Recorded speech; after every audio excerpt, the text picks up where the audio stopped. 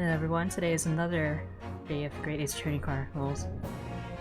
We're back into Case 2 of Resolve, the Memoirs of the Clouded Kokoro.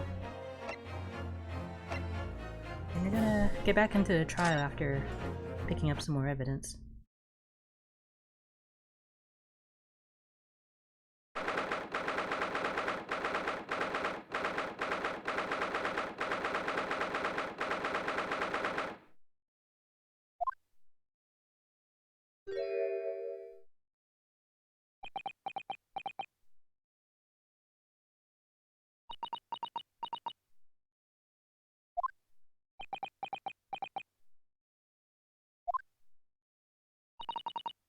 This is it then, Mr. Naruhodo? Yes. It's time to put an end to this now. To the miserable curse that has been plaguing Mr. Natsume. To everything. And in my own small way, I shall do everything I can to help you. I always appreciate your help, Miss Osato. Suffering Soseki selfishly sidelined.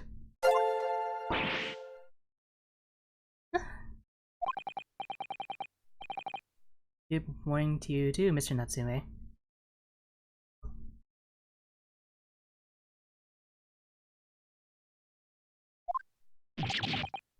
Good morning.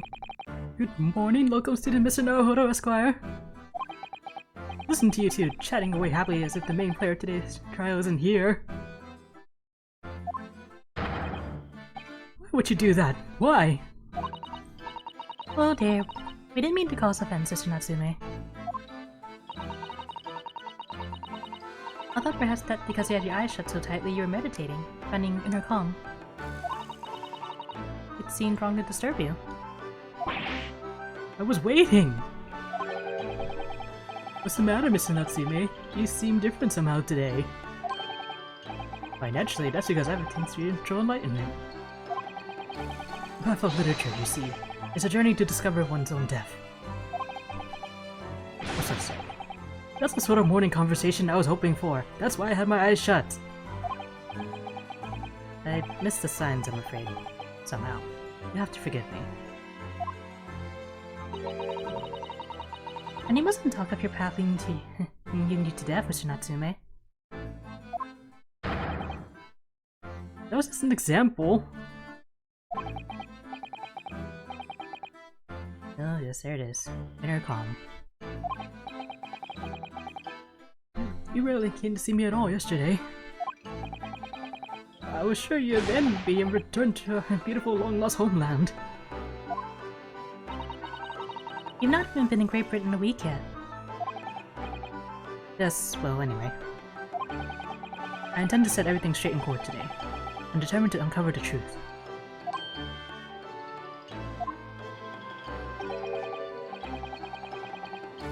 I've actually reached an important decision myself. Well, what sort of decision? I shall fill you in after the trial. Alright.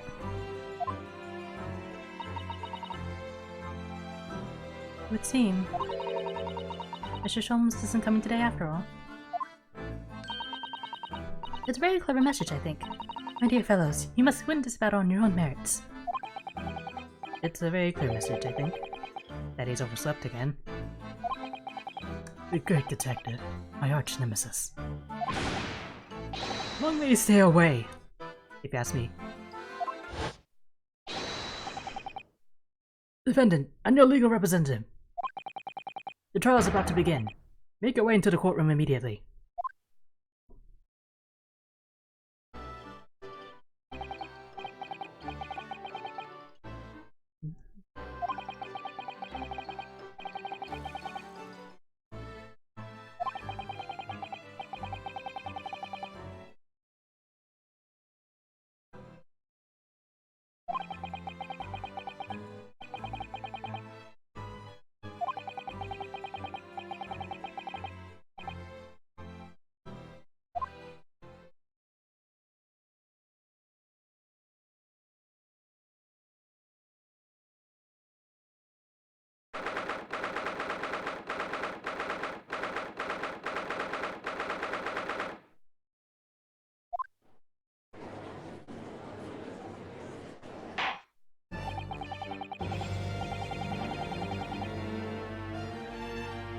In the name of Her Majesty the Queen, I hereby declare this court to be in session.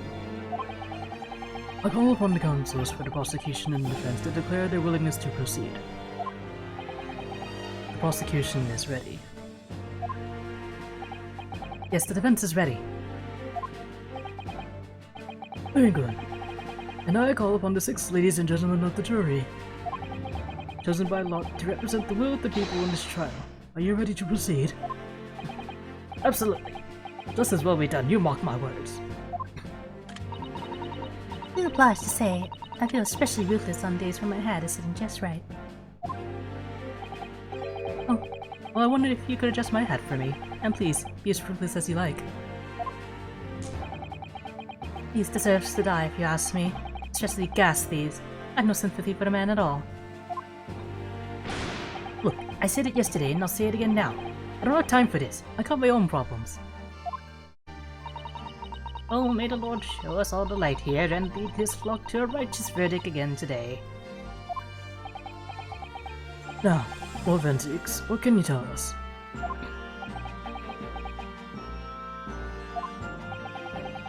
The prosecution's report, please, for the court. In relation to the theory expounded by the defense yesterday regarding the defendant's tea,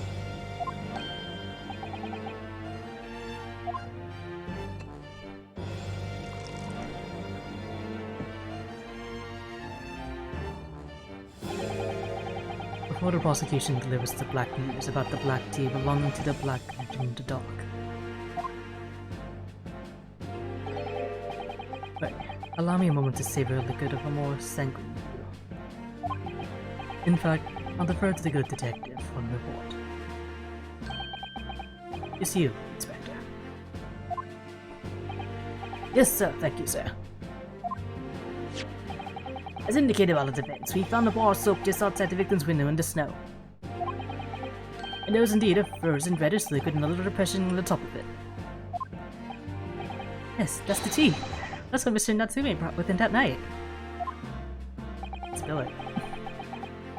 But the brains of the art analyze it, and yes, you're right, it was tea. And there wasn't a trace of strychnine or any other toxic substance in it. No poison at all. In other words, the tea that the defendant brought with him to the victim's room is innocent. It's in the clear. What a revelation.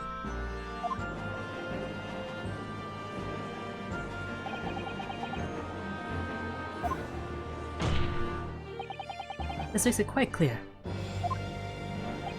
The defendant, Mr. Soseki Natsume, is blameless here. My learned friend is jumping to conclusions again.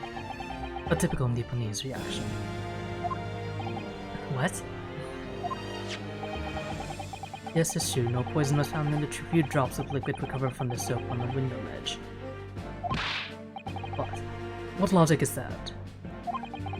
Would you take a drop from the Thames and conclude that the water in the ocean isn't salty? But the water in the ocean is extremely salty, Counsel. Exactly. Unfit for drinking, just as the victim's tea was on the night in question, as the court has already heard. Bitter was the precise word from the lips of Mr. William Shamspeare. When the prosecution now calls back to the stand.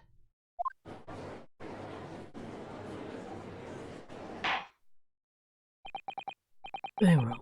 I will hold the prosecution's request. Mr. Shamspeare. Yes, it sounds like we're going to have another confrontation with our theatrical friend. Bailiff, show Mr. Shamspeare to the stand.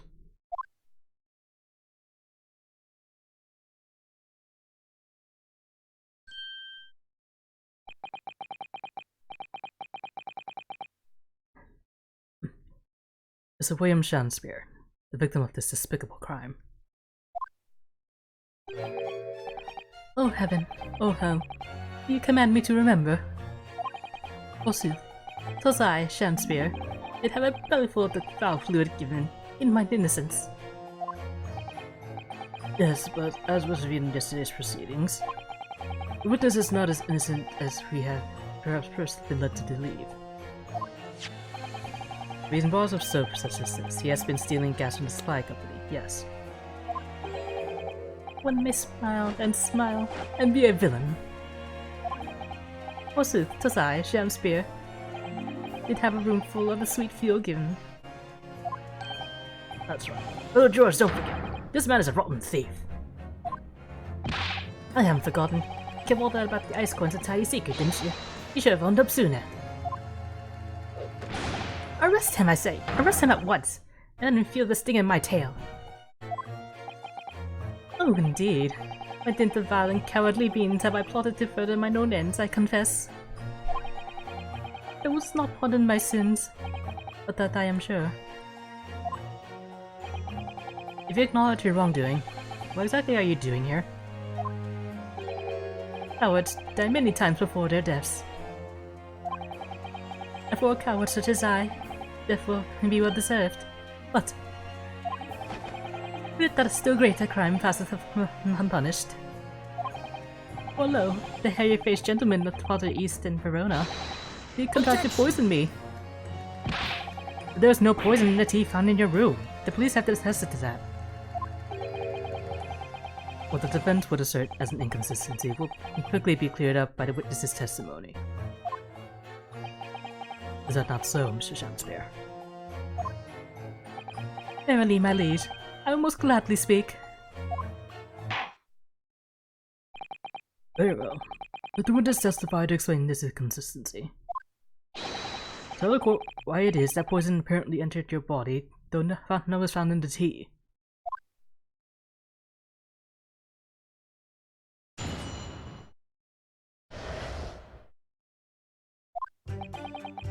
The Japanese man did come to my chamber with tea brewed in a pot. It wasn't my cup alone that the wicked miscreant secretly poured his wicked poison. Most vain and distracting in our debate, ne'er did a drop of his own drink pass his lips. When he departed by and by, I did use the tea that remained in his cup to make my coins of ice. Thus it's no surprise that poison be not found in the tea I did pour into the bowls of soap. I already know how to contradict this. The poison was slipped into the cup after the tea had been poured. The normal way for poison to be administered, in my experience. But otherwise it would be disastrous if the poisoner would mix up the cups, for instance. But no poison bottle was found at the scene. Because, quite simply, the Japanese took the bottle back to his own room. The absence of a vessel containing the poison only becomes problematic when considering suicide.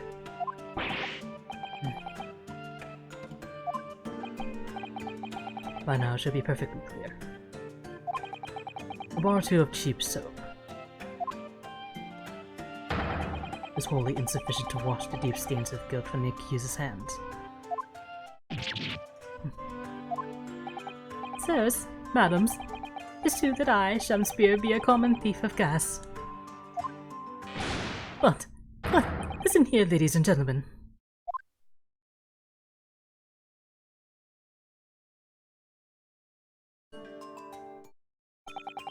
Wherefore would I lie?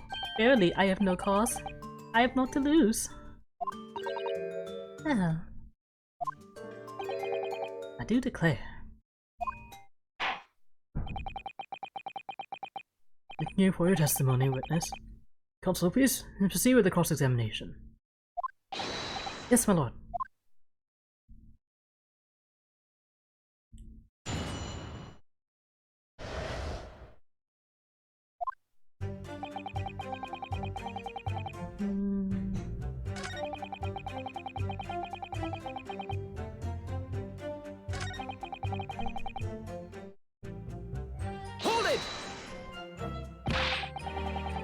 But the teacup Mr. Natsume drank from was found completely empty at the scene. And let's not forget the defendant's maxim, drink tea while it's hot. I did go on the poison cup that night, and in mine agony did I writhe uncontrolled. In fits of pain I did knock the fellow's cup and his contents spilled. That's blood from a gaping wound, methinks. Though certainly 'twas after I had made the coins of ice from his sea. An upset cup was found on the table that the victim was slumped over. There is no contradiction here. It's true, there's no tea left in either cup that we found at the scene. But still, something about this statement is troubling me. Yes, of course. I know what it is. It's just Natsume's wife's drink tea while it's hot maxim, isn't it? No, I'm not sure that's it. Thank you, witness.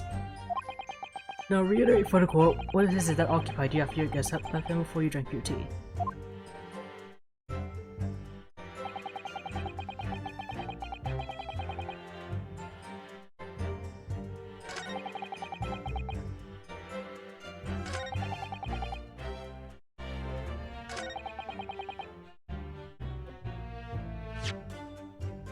It might not be this exact statement, but the fact that his teacup isn't stained proves that he didn't actually drink it. Objection!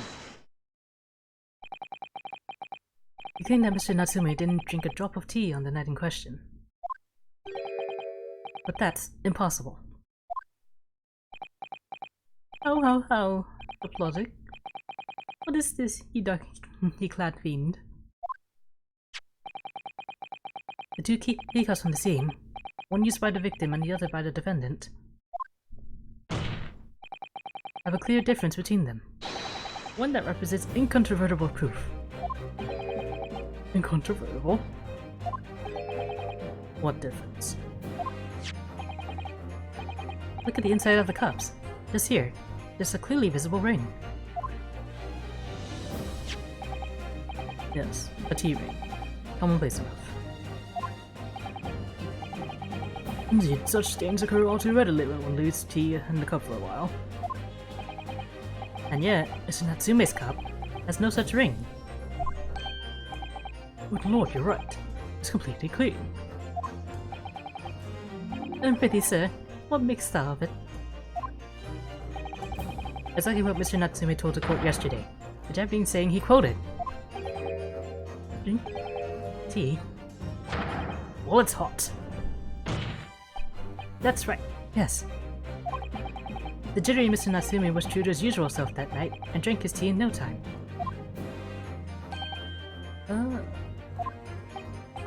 If, as you claim in your testimony, he didn't touch a drop of his tea, a ring would have developed on the inside of his cup as well after the several hours the tea was left standing. But, in short, Mr. Shamspear, you clearly lied to the court. Again. Get me to another A! Objection!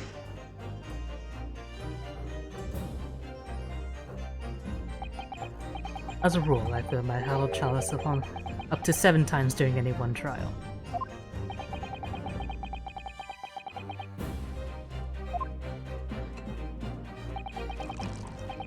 Yet on occasion, tedium distracts me and I pour more times than I intended until the bottle is dry.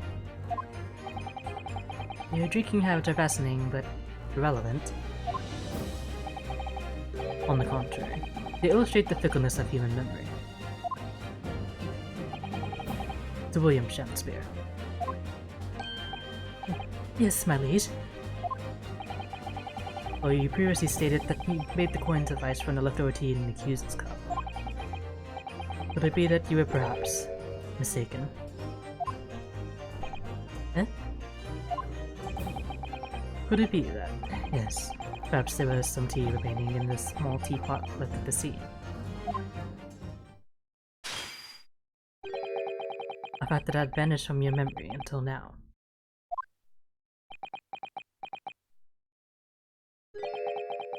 Eh, my liege, thou art a magician. For verily, 'tis as thou dost see with thine own eyes at night.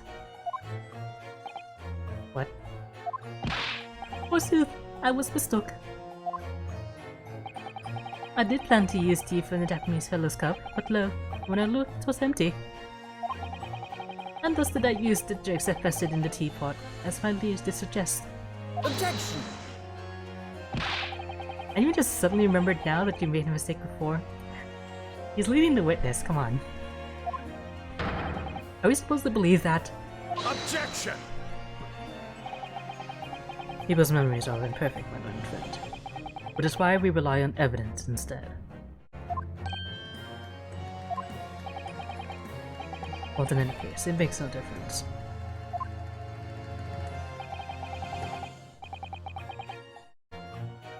The victim's most recent testimony tells us two things of note. Firstly, that the poison was put into the victim's teacup only. And secondly, that this spoiled cup was not the source of the acidic ice cleanse that had bewitched this court. The prosecution makes a fine summary of the facts. Furthermore, that testimony remains valid and in full support of the established facts. In other words,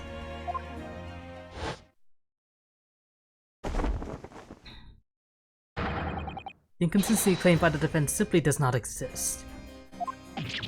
No. What's this mean? Claire, this is in the gas leak. I'm not invented from the gas, obviously.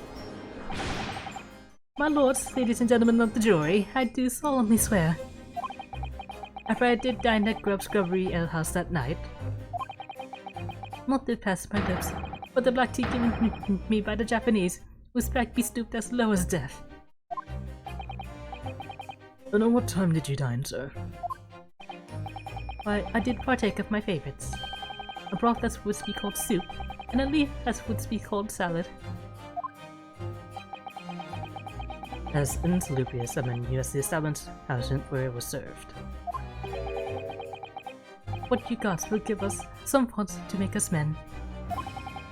Willingly would I suffer what punishment to see fit to serve a wicked thief of gas, but I pray ye, wise and noble fellows, ne'er forget the simple truth. That be one thing, and this be another.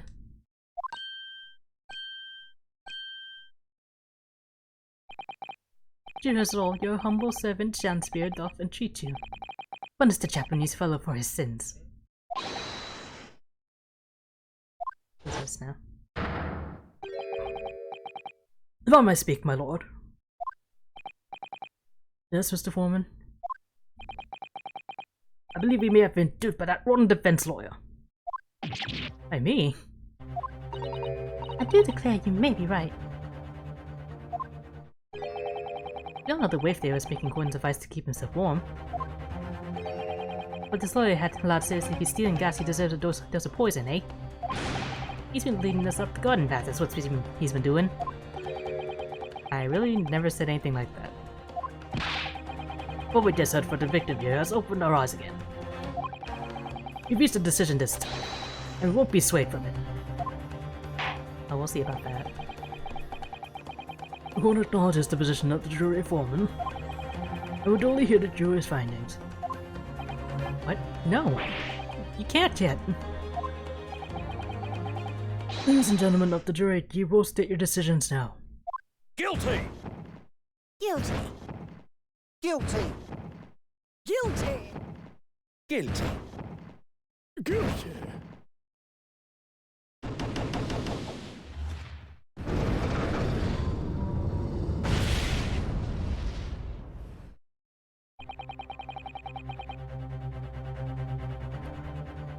I hereby declare the jury to be in one accord. Oh, happy day.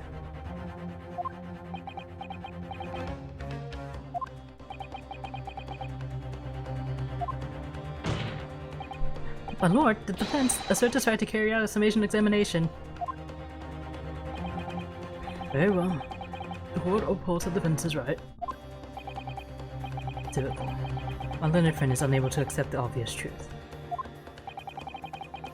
The trial will therefore enter its second summation examination immediately. Whereas the court calls upon each of you to state the grounds upon which you find the defendant guilty of the crime of which he is charged.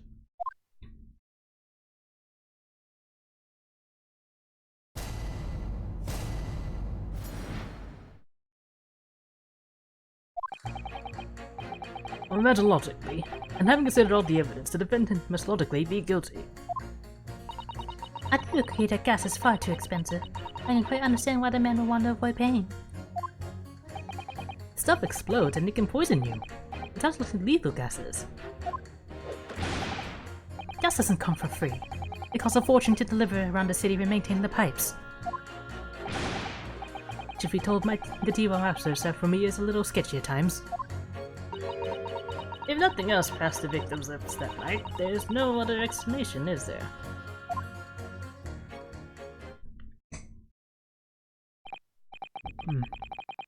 I do feel that perhaps personal opinion about gas and its supply has influenced decisions somewhat. But never mind.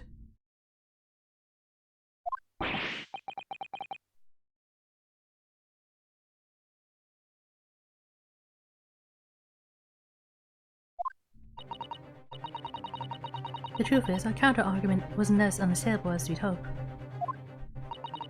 And Mr. Shansphere was poisoned, there can be no doubt of that.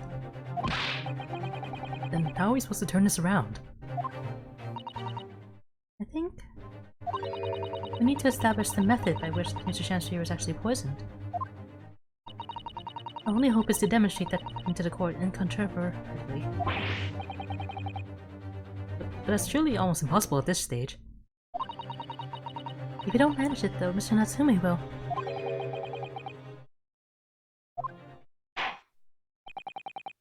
No delays, Counsel. Proceed with the summation examination.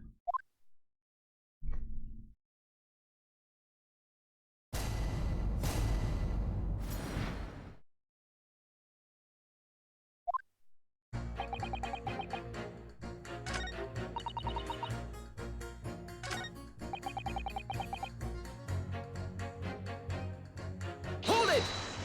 Can you please talk about the poison rather than the gas, do you think, sir? Well, if you like.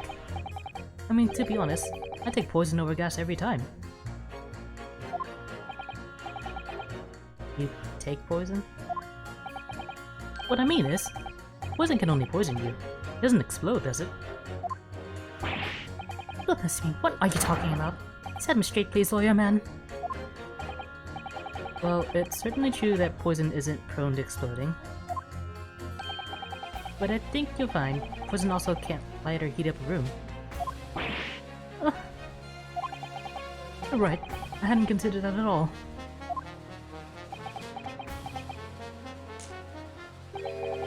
Young lawyer man. Yes? You have a good head on your shoulders. We could use someone like you as our company's legal representative.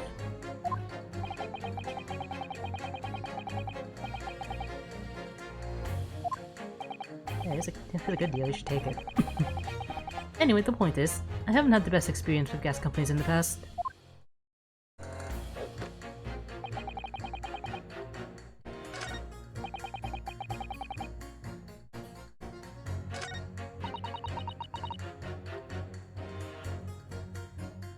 Hold it! Does that mean if the victim could be shown to have ingested something else, you change your leaning? Sorry? What's that now? Oh, I was just saying, if the victim did actually eat or drink something else on the night... What's the matter with you?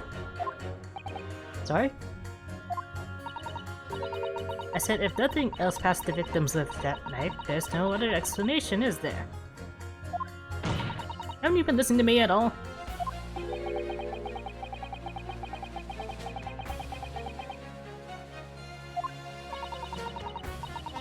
Compared to the other jurors who don't even appear to have anything to say about the case at all, it would seem that this elderly gentleman has been listening to the proceedings far more intently. I suppose. The trouble is... Yes, selective hearing.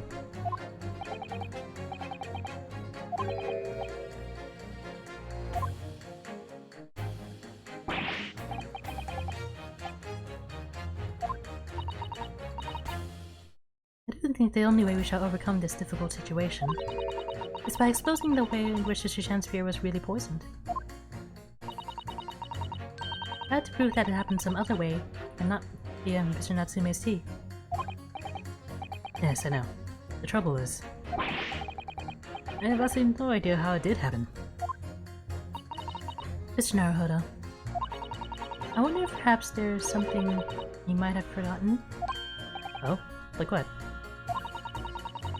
It's important to watch everyone involved and pursue people if they react to something someone else says. Hmm.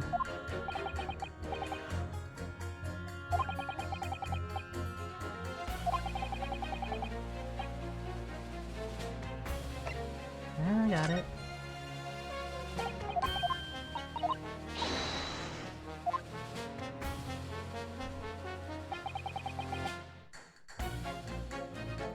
Hold it! All the evidence, you say?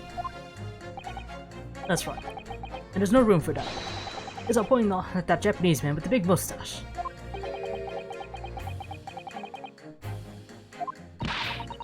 It seems to show the man some new evidence to make him change his mind. I don't even have that kind of evidence. Don't worry, the submission examination has barely started, really. Perhaps there'll be a shift in the situation that shows an existing piece of evidence in a new light. Let's hope so.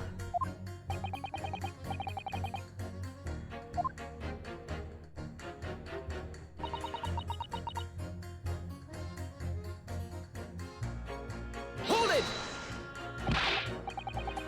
This isn't the time or place to be discussing the price of gas, madam. Oh really, think of the injustice.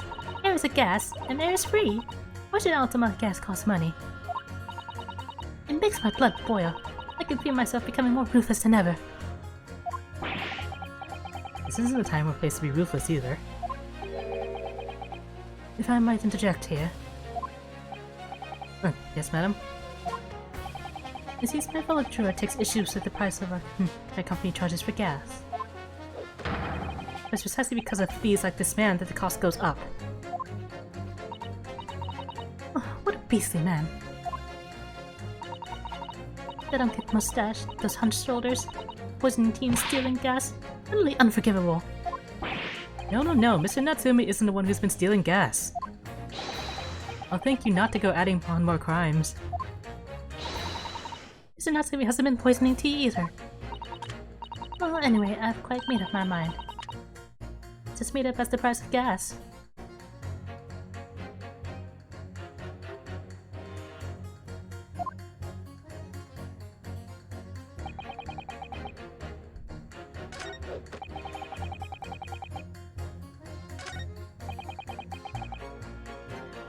Hold it! You mean it's poisoned? That's right. It happened entirely a few times now. This is most troubling indeed. It's always days like this one when I don't get any wages. I get in at tea time, see? And I see her doing it, my wife. She gets that devilish look on her face, and she sips some white powder into my cup. And you drink it anyway? Gosh, what a proper I was. If someone gives you a cup, you drink it.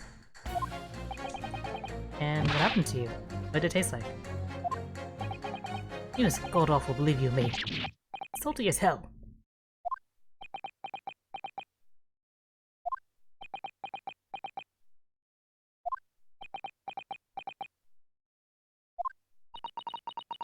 Then I think perhaps what I put in your tea was salt. No. So, he doesn't even care enough to poison me properly, eh? Unbelievable. Let's move on, please.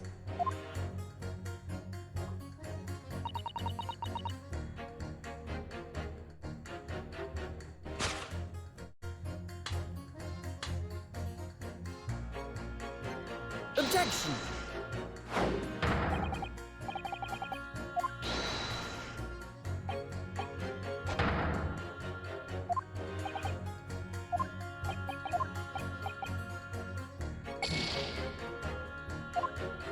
And well, let me jump ahead.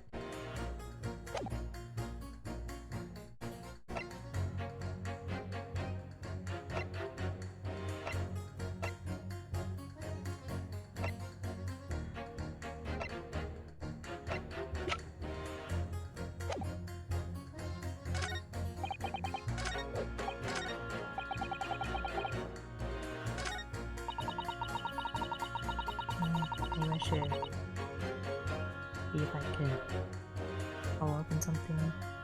Hold it!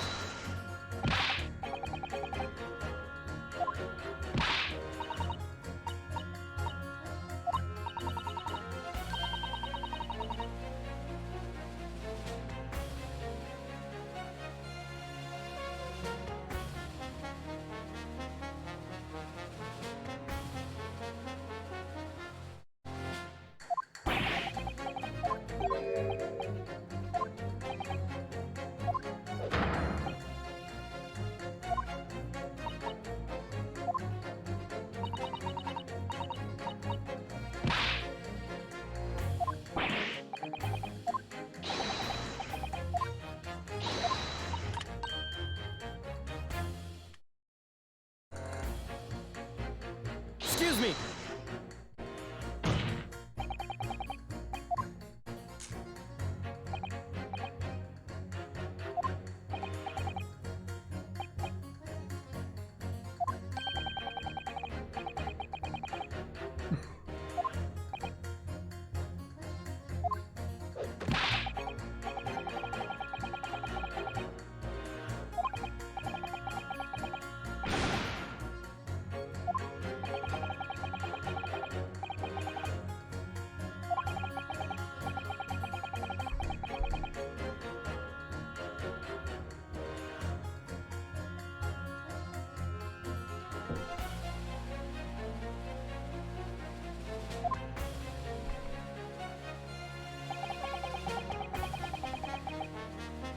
Hold it!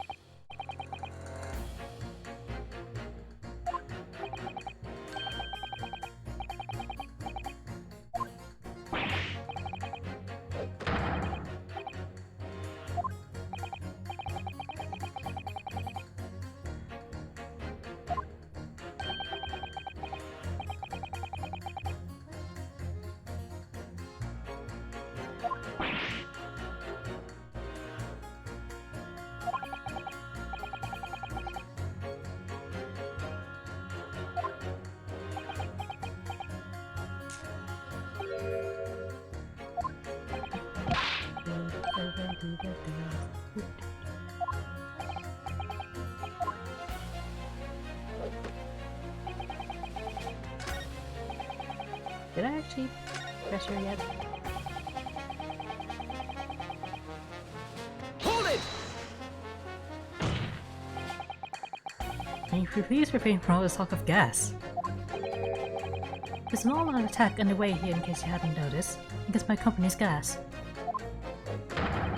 I'm supposed to sit here and take it, am I? I don't think so. All I've heard about are wonderful fuels, explosions, and poisonings. What about electricity, What about getting electrocuted? What about that? A little explosion here and there is nothing in comparison. An explosion could hardly be described as nothing, madam. Nevertheless, the death of your gas is deplorable. On point exactly. But the gas thieves aren't even the worst of our enemies. We have far more devious probates to contend with on a daily basis, you know? More devious? Who, madam? Other gas companies, of course. Other gas companies? We generate gas and we deliver it to our customers fair and square. Indeed. Nobody is questioning that, madam. Altamont is an exemplary gas company.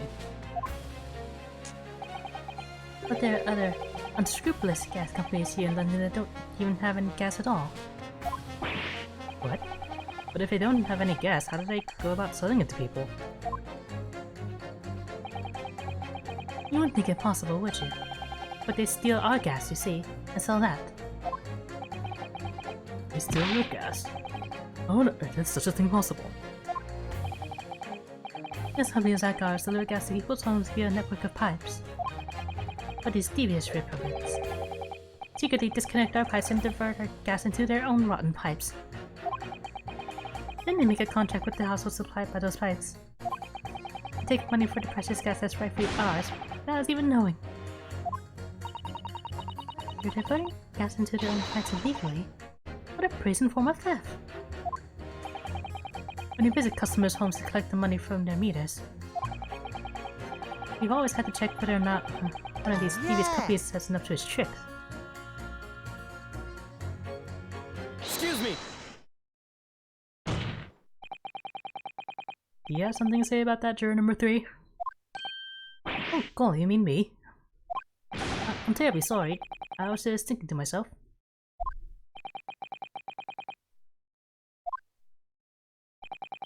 Thinking about what the lady next to you was saying, correct? Well, yes. I just got a little riled about it recently, you see. Go on. An Altamont gas worker visited my house the other day to investigate the pipe work. We asked for your cooperation while we carry hold on, little lag here. Come on, OBS.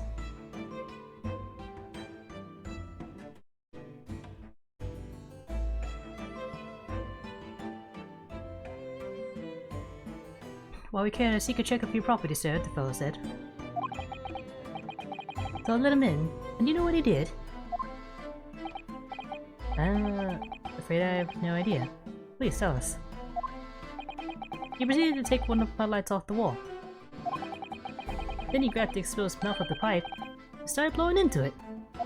What do you think you're doing, young man? You're giving my company secrets there. Oh please, everybody knows. It's very nearly the death of me, I can tell you. What do you mean? I'll explain if you don't mind.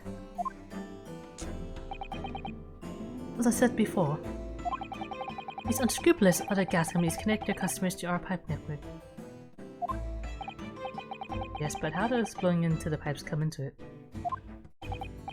Obviously there's gas in the pipes, and it's at a very low pressure. By blowing air through the pipe, you can make the pressure drop temporarily. And if you do that, any lights connected to the same pipe will flicker for a moment. Oh, I see. In other words, if upon blowing into the pipe the lights of an adjacent property that is still contract with your company flicker, you know that these devious scoundrels have been meddling with the pipes. Exactly, my lord.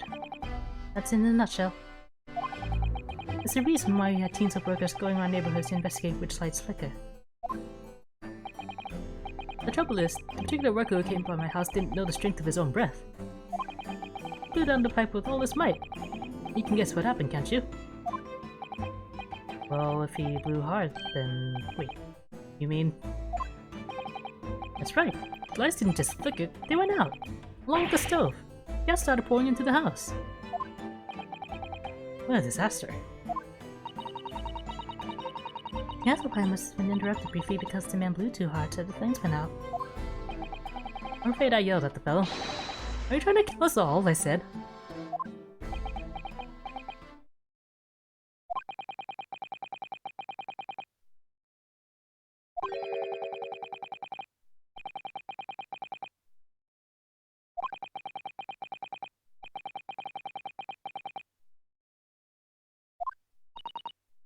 Mr. Naruhodo, I think perhaps...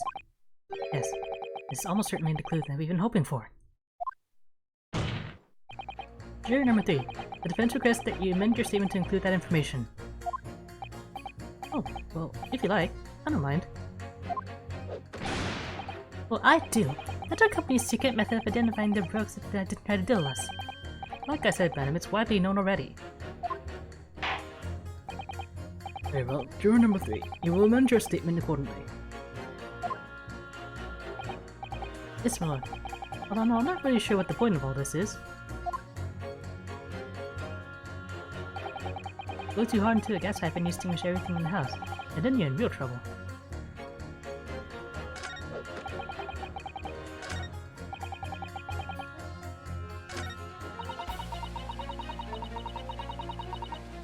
this gonna work now?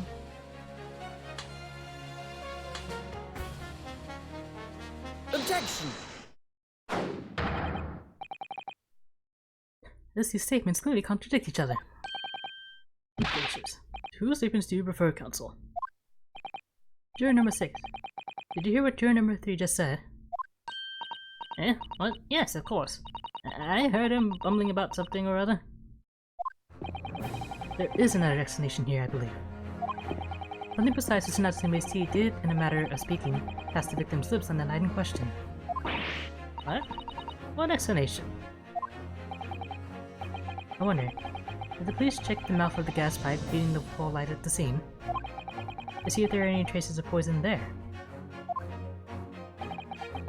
I was curious to see what your floundering would result in this time. For the mouth of a gas pipe, Scotland don't have enough to do without exploring such irrelevance. What a piece of work as a man. What are you trying to say, Mr. Shamspear? What speakest thou? Pity, is it not strange and strange? That's why I say it to thee, sir. I thought I'd been quite clear, but let me put it another way. The treatment could have been in the mouth of the gas pipe that feeds the wall lamp in your room. And that is how the poison came to enter your body. Good lord.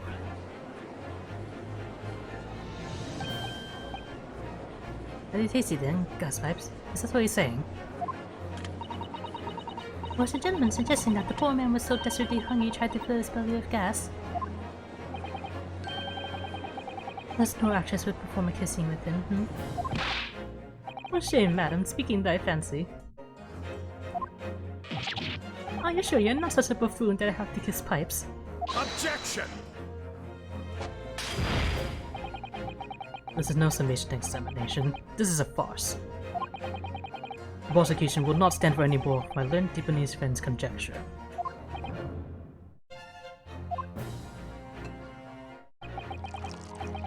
To begin with, the lamp in the victim's room is high on the wall.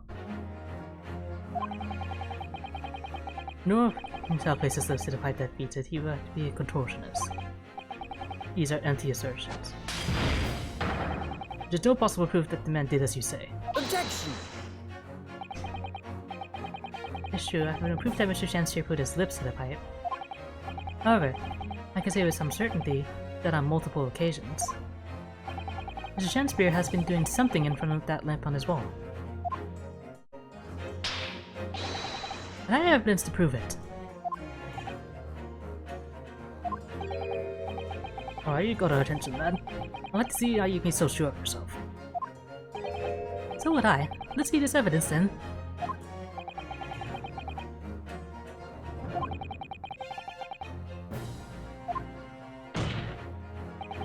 This is the proof that, time and time again, Mr. Shamspear stood in front of his gas lamp. Take that! What the? These are... wait, what are they called? Yes, skin prints that were found at the scene. Skin prints, Counsel? I never heard of such things. The Justice Commission is currently assessing whether or not to prove fingerprints as evidence in court, however. Oh, this is an exciting new forensic technique developed by the great detective Mr. Sherlock Holmes. It has all the places that Mr. Shamspear touched in his room. I've never seen anything like it. I mean, that's black magic, isn't it? If anyone could have done something like this, it's that great Holmes fellow, that's for sure. I agree. This one's edition of engineering thumbs was quite fascinating.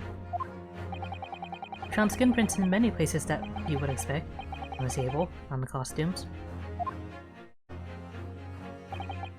However, Mr. Shamspear also appears to have been touching some very unexpected places in this room. For example, here. Around the hanging picture there, the multiple handprints appear to be visible. Well, I wonder. They've been appreciating the artwork, perhaps. At first my colleagues and I thought the same, however. Imagine standing with your hands where those prints are, and you would find yourself directly in front of... Huh? No, believe it! The gas lamp! But the reason why it isn't immediately obvious is clear that Mr. Shamspear has regularly been standing with his hands to the wall in front of that lamp. Right, what have you been up to, you nut?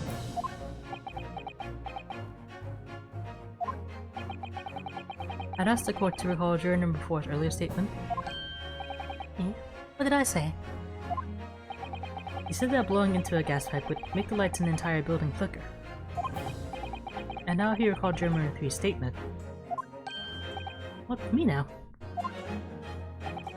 When the gas worker who visited his home blew with too much force into the pipe, it caused all the lights in the gas stove to go out, and gas to start leaking into the rooms. Obviously, that incident was an accident. However, the simple fact is, if Mr. Shamspear were to have blown hard into the gas pipe here in his room, he could have extinguished every other light and gas stove in the building at will. Crikey. Are you suggesting that the man purposely caused the gas to... Objection!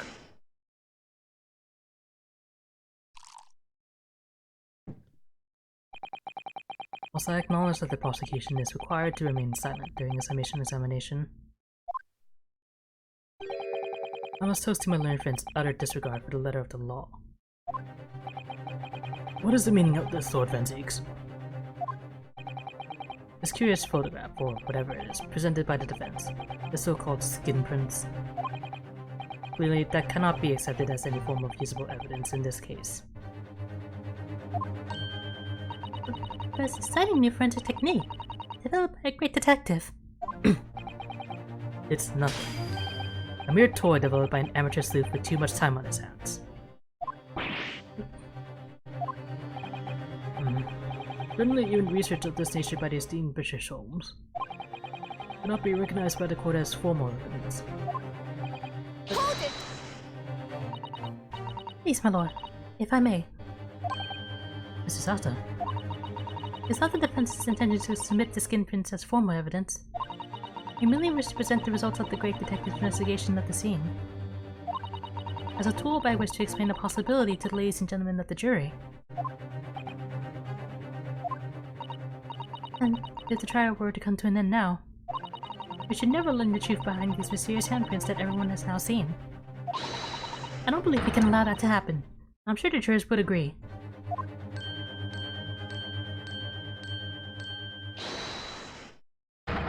you're right.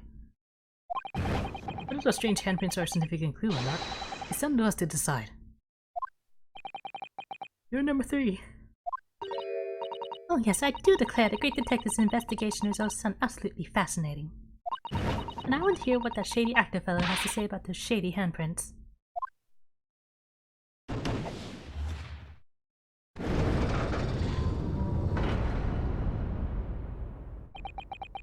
What's the matter with you two? That was foolhardy.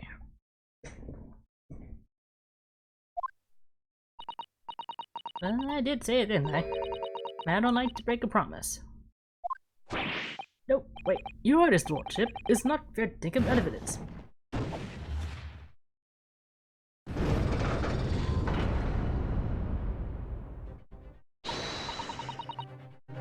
Oh, well done, Mr. Naruhodo. If just one more juror changes his or her mind, this Natsume's trial will have to continue. Thank you, Sasata. I couldn't have done it without you. Oh no, it was you who identified the clue after all. This is very much your success.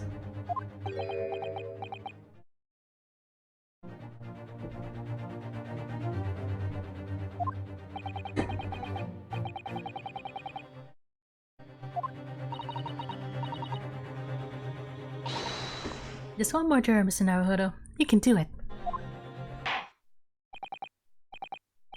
Very well. Continue, counsel.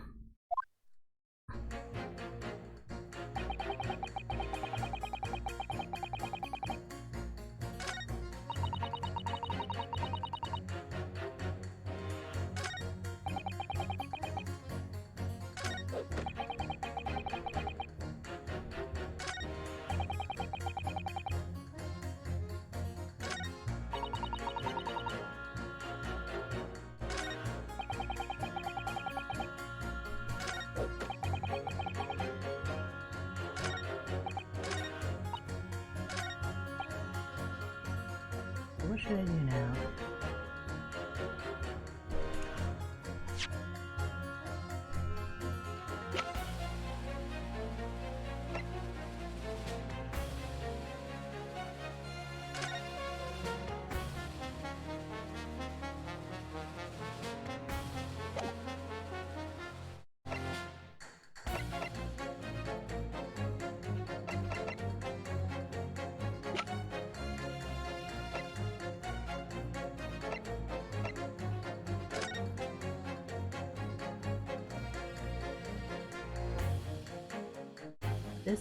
Did this hole here become relevant anyway?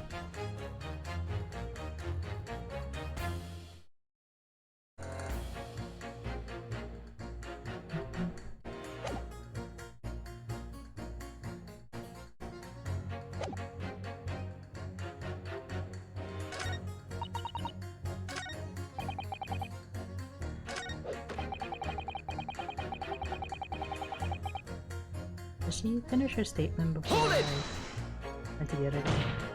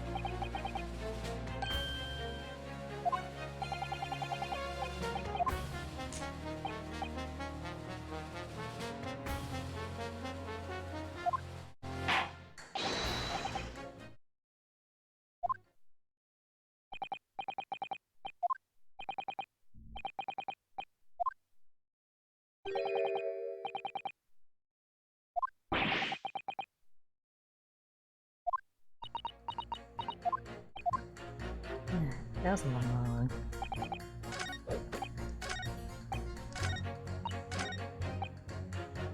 Hold it!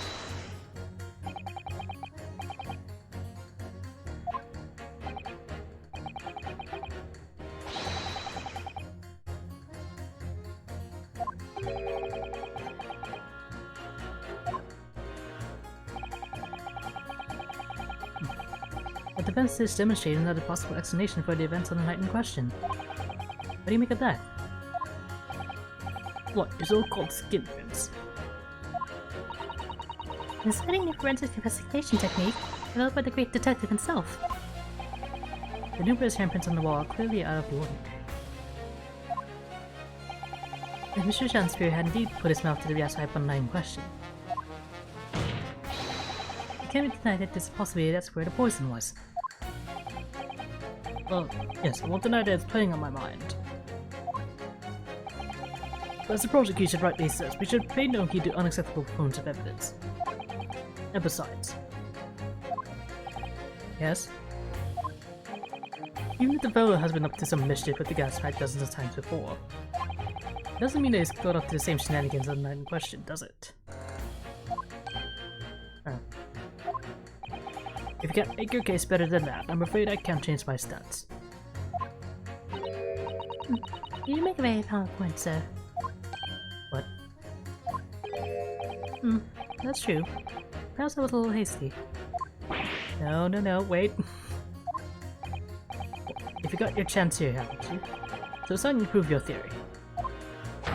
If you and your Japanese cohorts can, that is.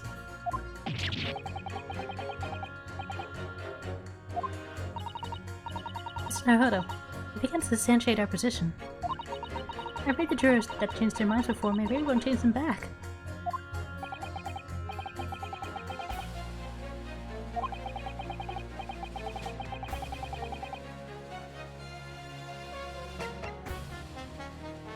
And that's what Mr. Garrett must have said. No, in truth, I don't have evidence to support my theory, however. There's witness testimony that substantiates it. What's that? Testimony? This is incredible. Whose testimony?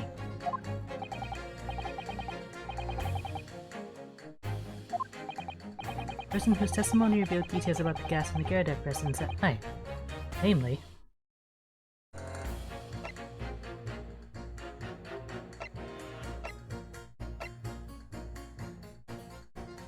he did also say that his room filled with gas because he keeps getting put out even though he lights the stove. Take that! Mostly I'm talking about the defendant. This is Saseki Natsume himself. The defendant? I can't find where his voice was. At the very beginning of the proceedings here in court yesterday, Mr. Natsume said the following. My lodgings! There's been a whole series of strange happenings in my lodgings!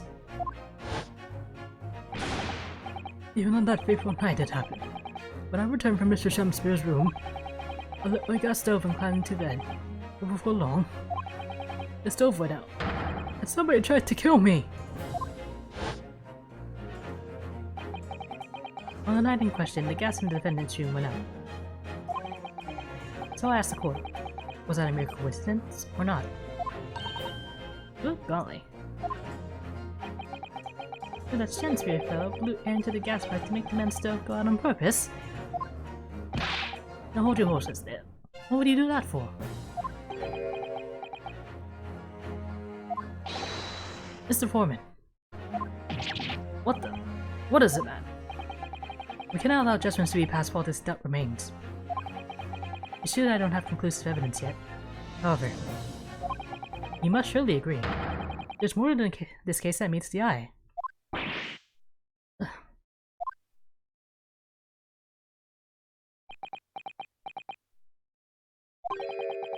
Fair enough.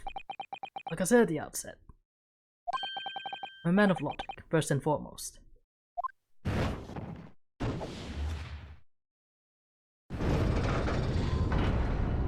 Time to tip the scales. This forger is leaning towards not guilty, my lord. You overturned the decision. Therefore, the defense calls for the trial to continue.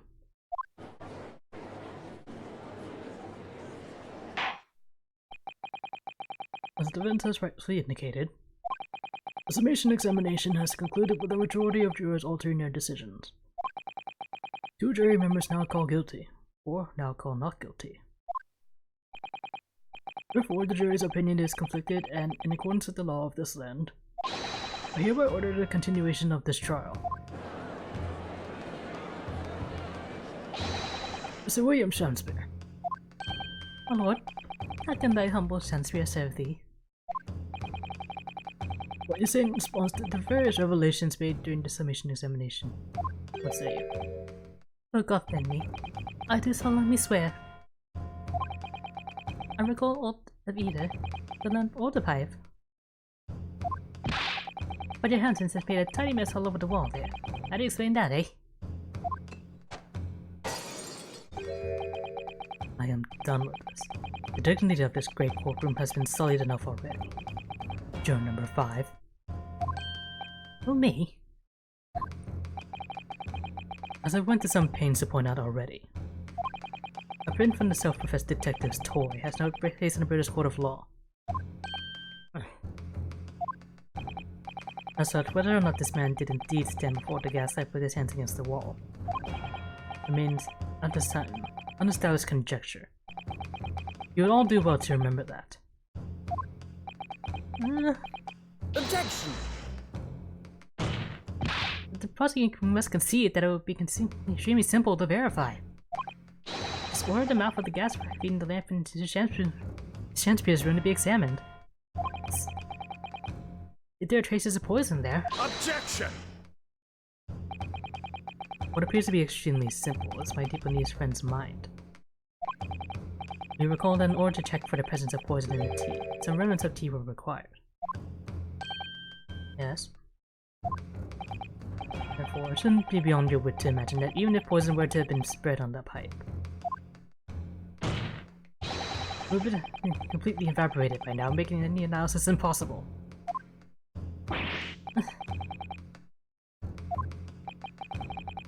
In any case, Counsel, I failed to see what could possibly have motivated the man to do as you described. Why on earth would this fellow have wanted to blow air into the gas pipework where he lived?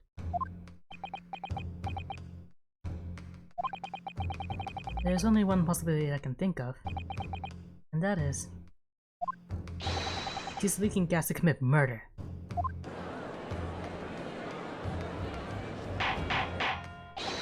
Order! Order! Counsel! Precisely whose life do you propose this man was plotting to end? The only other person whose hypes are connected? Just answer you wanted to end the life of. Take that! If a gas lamp were to go out, it would be noticed immediately, of course. But a gas stove, on the other hand, could be silently extinguished by the killer without anyone noticing. I lived around these spots myself, so I know what it's like. I can tell you, trying to sleep without the stove lid is pretty much suicide. You'd freeze to death in no time. Mr. Garrett, the landlord, has a large fireplace in his part of the residence on the top floor. In other words, it wasn't the landlord, but a fellow lodger whose life Mr. Chancellor is trying to end. Oh, gracious!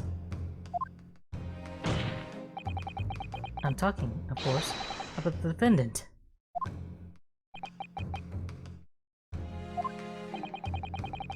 Mr. Natsume isn't the villain in this case. He's the victim this man was trying to murder. Good gracious. Objection! The accused is actually de-aggrieved. Interesting. However, the fundamental facts of the case remain unchanged. Namely, that the accused is the aggressor here. What? How can you still claim that? Let's indulge your fancies for a moment and assume that there was indeed poison on the mouth of the gas pipe. The question that then arises is, who put it there?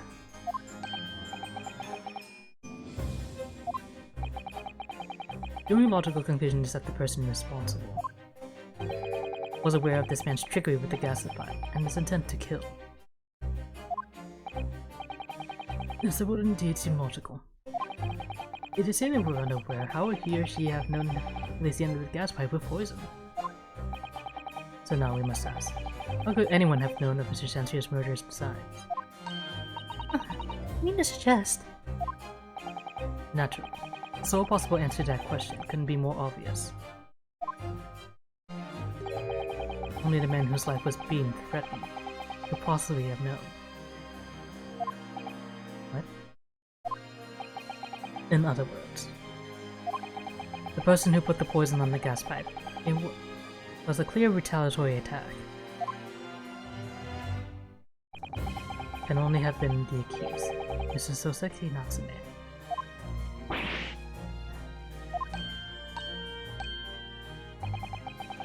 Whatever Mr. William Chantier may or may not have contrived to do, he is nonetheless the victim of a potentially lethal poison attack. And the only person who could have possibly perpetrated the attack is the accused, Mr. Natsume.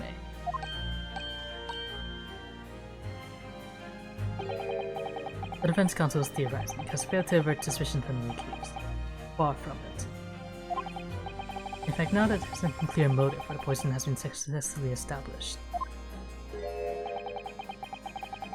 The suspicion is greater than ever. Would you not agree, my Nipponese friend?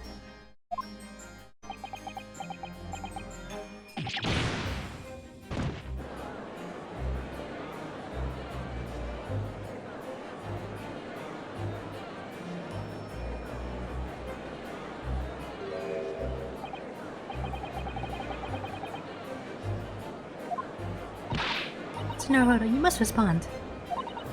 Otherwise, the members of the jury may very well change their leanings against us again. And this may be our last chance to gain the advantage.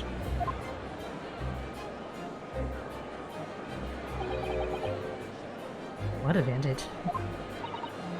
Oh, it would seem that somebody put poison on the gas pipe in Mr. Shanspeare's room. So you must name that person now and absolve Mr. Natsumi of guilt. You mean the true culprit? I know it might sound impossible, but if we fail to do that, I have no doubt that Mr. Natsumi's fate will be sealed once and for all.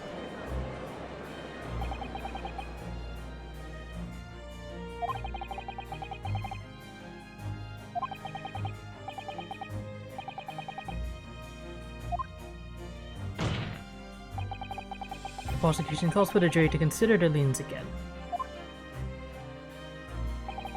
I trust you'll make the correct choice this time, Mr. Foreman. What? Well, don't you worry. You'll Objection!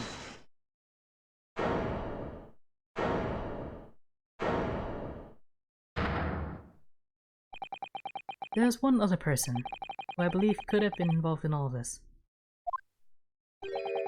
The true culprit of this crime.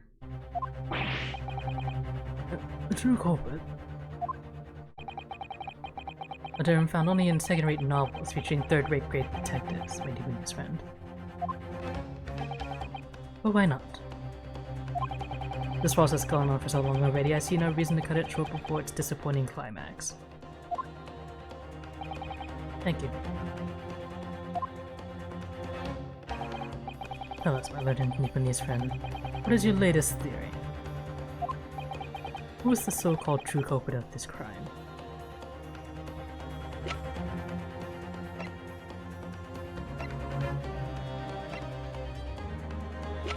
Someone who was called to the area.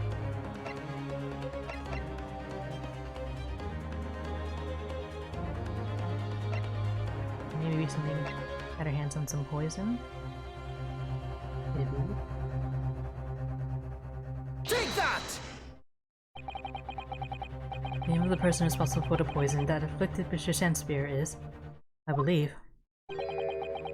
Miss Olive Green. Miss Olive Green. Miss Olive Green? I do feel as though I've heard that name in recent past, Council. But I don't recall where.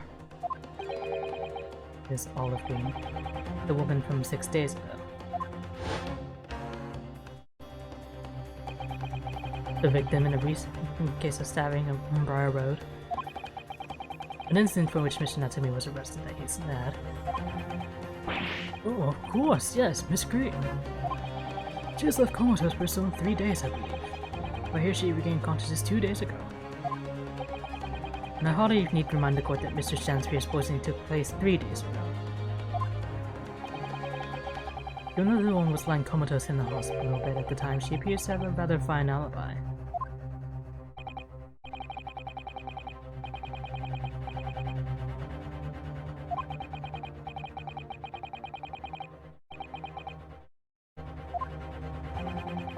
My colleagues and I visited Miss Green in the hospital yesterday. And we found her to be in possession of a bottle of poison. Good gracious, she had poison. And there's another fact that links Miss Green to this case as well. The defense requests that she be brought to the witness stand in order to explain details to the court. Tell me, Mr. Shakespeare. Oh lord, pray what be thy bidding? Are you acquainted with Miss Green? Eh? No, never heard of her.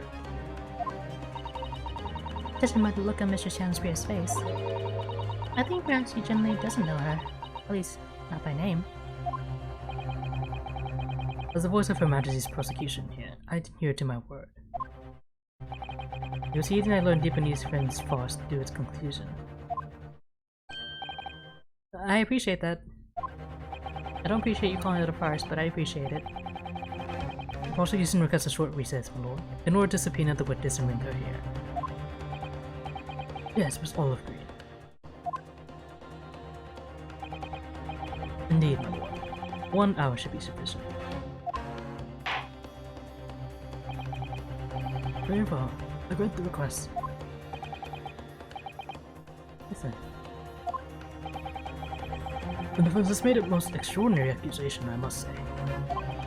But at the present time, I feel the prosecution's argument remains largely uncontested. Accordingly, I'm afraid the defendant and his culpability remain the sole subject of this court's attention. Thank you, counsels. We reconvene in 1 hour. Court is adjourned.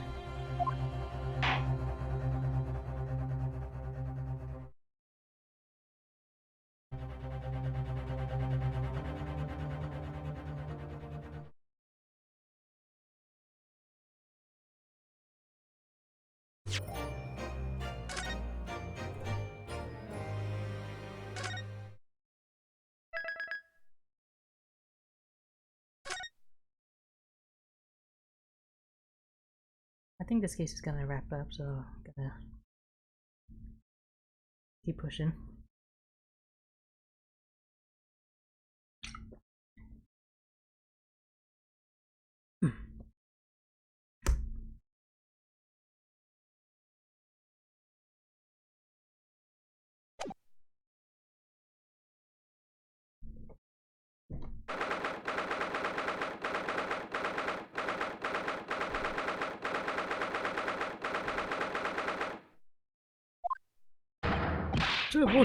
Jumping jacks!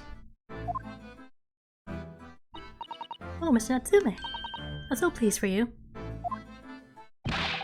Welcome to Mr. Naruhodo, Esquire, and welcome Judicial Assistant Miss Mikotoba, Esquires. No, finally, at long last, there can be proof. Proof that I'm innocent. Proof that my tea is innocent.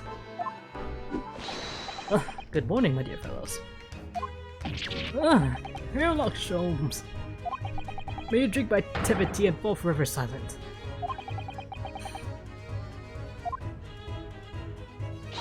Oh, Mr. Sholmes, you came. How wonderful. Please, save your derision. I know what you're all thinking. Good morning, he says, when it's very nearly time for luncheon. Your score is written clearly across your faces. Nobody said or thought anything of the sort. No, I was. The truth is, I was determined that today would be the day. As sleep seduced me last night, I thought, tomorrow, for once, I shall not oversleep. I'll rise early and be present in court to support my companions. Such spirited determination has a beauty all of its own, does it not? Oh, yes. And then I began to muse on the subject. Why do people oversleep? I queried. Why, time after time, did they make the same foolish blunder? And the answer came to me at once. It's so delightfully simple. People oversleep. Because they sleep. Well, is that not an astute insight into the matter? Oh, yes. Upon this realization, I attended an experiment. I didn't sleep a wink at all, sleep a wink all night. And results. At first slice I was exhausted, and began to be assailed by fits of drowsiness. Shocking. And so the conclusion to last night's experiment is this. A good night's sleep is quite simply essential. Yes, I think most of us probably knew that already. What others you suppose? I proved my experimentation. That, my dear fellow, is the scientific method. Ah yes, and one more thing. You remember this? Yes, of course. It's the poison that Miss King was about to drink at the hospital yesterday. Oh, you didn't manage to. It was a laborious task as the bottle was turned empty. But such inconveniences do not hinder Sholmes. I managed to confirm that it contained strychnine. So I was right. Perhaps. Of course, substantial evidence doesn't prove Fish Green's guilt. I should leave the bottle in your care. Licking the inside of the neck is not recommended.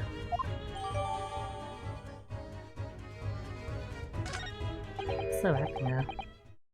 That mouse died really quickly though. Who's this? Rickson, how good of you to come. Forget it. Excuse me. Wait a minute, Inspector.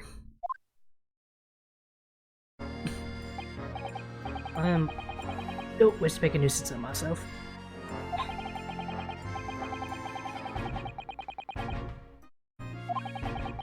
My dear Inspector, please, speak freely. Pretend that I'm not here. Believe me, if I could do that, life would be a whole lot simpler for me. Do you have the results, Inspector? Of the investigation of Mr. Shanspeare's room? Not yet. Shouldn't be long now, though. Now I'm here about something else. That dead convict, actually. Oh, you mean, the man from this newspaper article we discovered yesterday in Mr. Shanspeare's room? A man by the name of, yes, Selden. Went through the archives at the yard and dug out the fellow's file. There's something in there that... well, it caught my eye. Something caught your eye? What, Inspector? What? I've copied out the relevant parts for you. You can read it for yourselves. Thank you.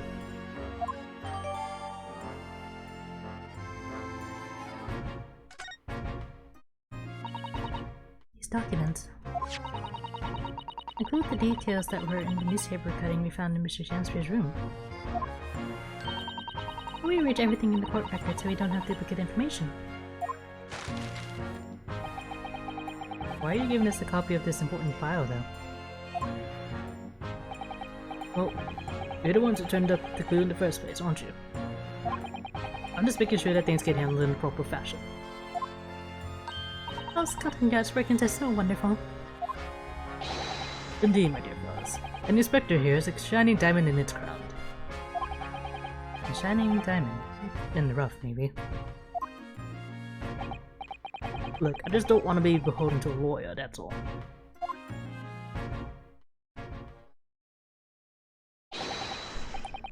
Not for the defense, and the defendant. Court proceedings are about to resume. Make your way into the courtroom at once.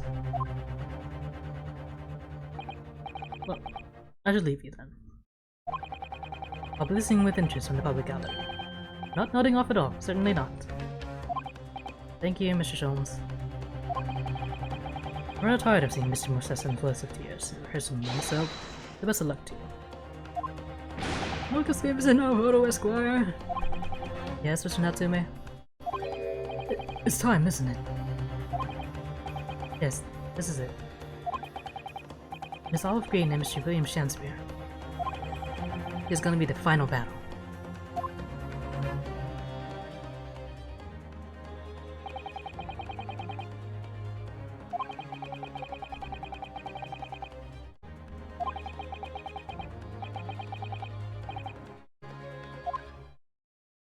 Gambatte, Ryanosuke.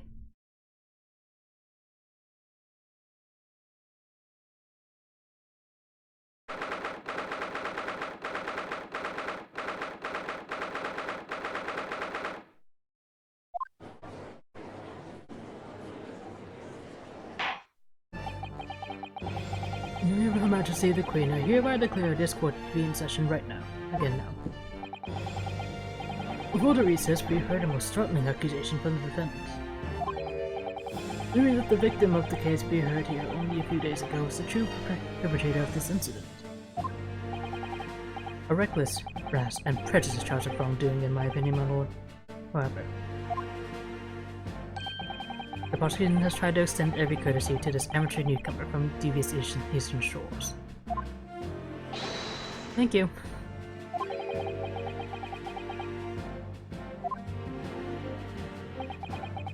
Rather cold assessment from the Honorable British Prosecutor, I must say. So, no event seeks. Is a new witness present and ready to take the stand?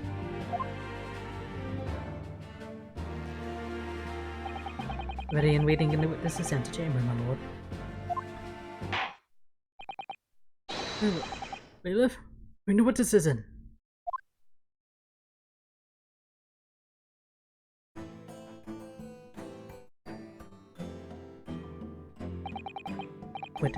Witnesses. State your names and occupations for the court, please. William Shanspeare, my liege. For my occupation, I can say only that I be a tragic victim, to be pitied.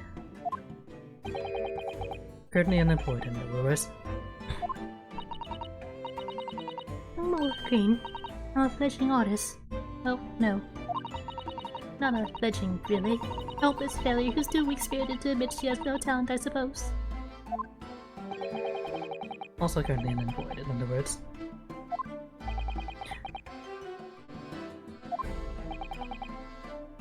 Mr. Shakespeare. My lord, I am thy humble servant. I'm afraid that you are no longer merely the victim in this affair.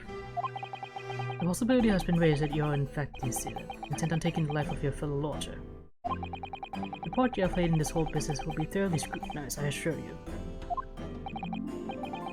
I would for naught else, my lord.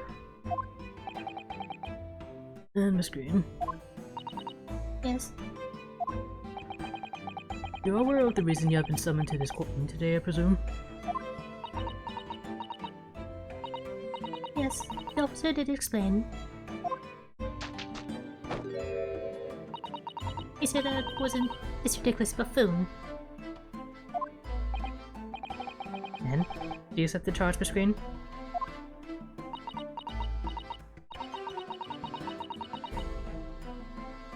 I don't know anything about any poisoning. And I don't know anything about this man. Home, lady. Die to live. Clearly, I know not the prickly pea picted personage. Very well.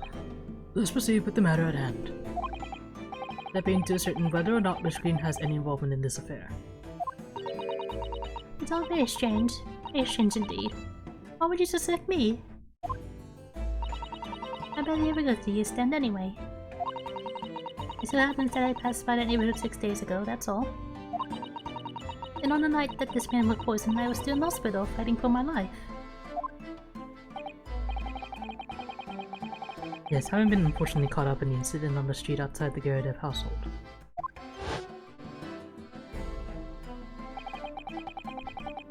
An incident that rendered you unconscious for some 3 days.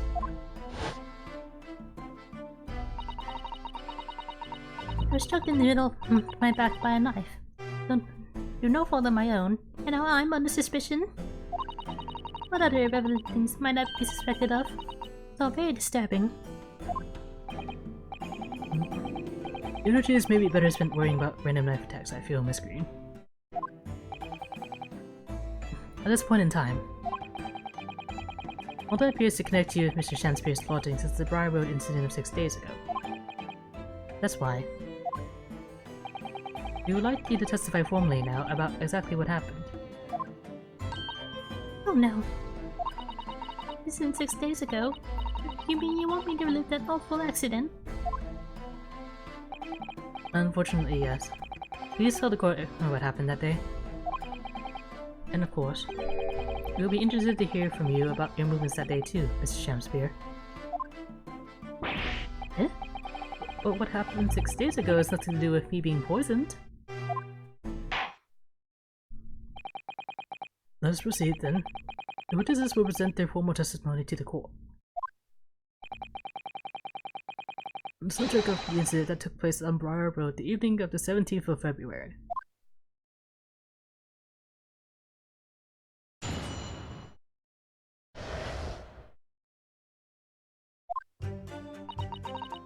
It was 6 days ago, about 5 PM, I was walking along in the snow when I was suddenly stabbed in the back. Coincidentally, it happened to be just outside the house where the men, in this case, had their lodgings. I was at the tavern on the eve of which thou speakest, why I had bespoke my supper. It's the first time I've been in the area. I had a little matter to attend to, that's all. Anyway, I was in a strict hospital, so I knew nothing about all this business.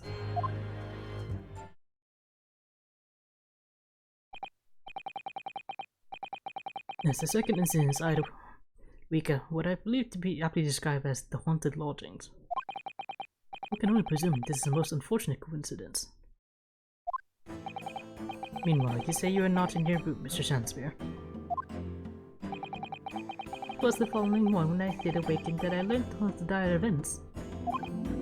Harry, what commotion did the officers of the law make on the floor above mine?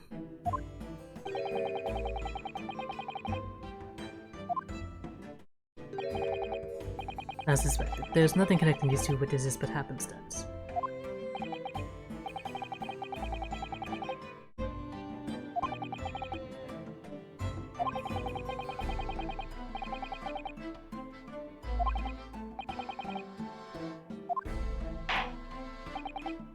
Counsel, you may now cross-examine these two witnesses if you wish. Yes, my lord.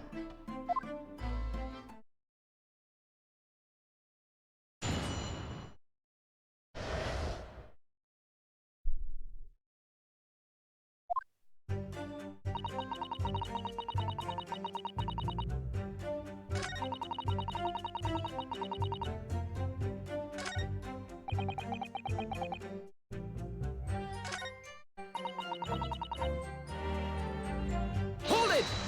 What's the matter with your matter? What little matter, Miss Green? Please elaborate. It was nothing really. It's not worth mentioning. If you remember, you mentioned it to us yesterday at the hospital.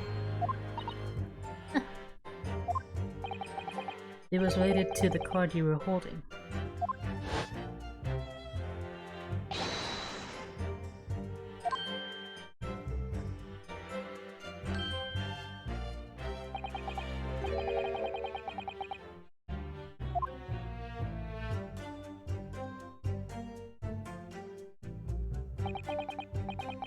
From memory, I believe the card contained a note that read, I have information regarding the death of Duncan Ross. Well, what does that matter? This has nothing to do with Duncan. Hmm? Excuse me! Mr. Shanspeare, do you have something to share with the court?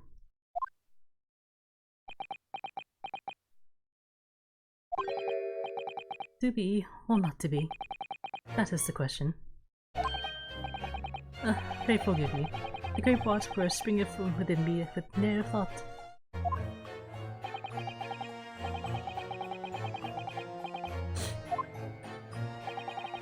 Hearing Miss Green's words a moment ago seemed to make you think of something. Something of relevance, perhaps? Well, nay, sire, 'twas nothing at all. Presumably you know the name, though. Mr. Duncan Ross, I mean? After all, you were both lodgers in the same house. I would it were so, but sadly nay. Lodging being a lonely occupation, sire. All lodging fellows may be rarely known to be.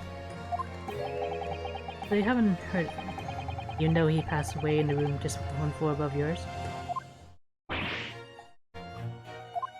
And also you're keeping his picture in your room like a creep.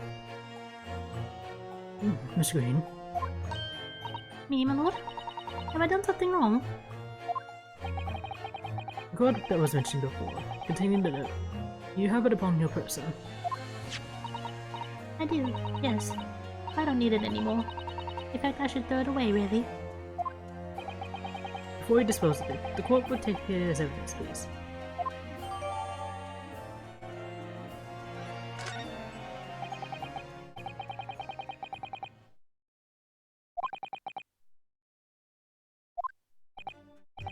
Now, continue with your testimony, please, Miss Green.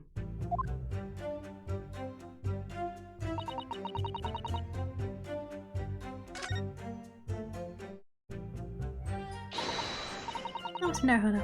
You pursued Mr. Sensor wonderfully there. It's worked out well, hasn't it? You have no clue at last. Alright, now I need to pull up a really insightful objection somewhere. Well, as you've managed to expose this promising new angle, I wonder if you should perhaps try to develop that. Yes, of course.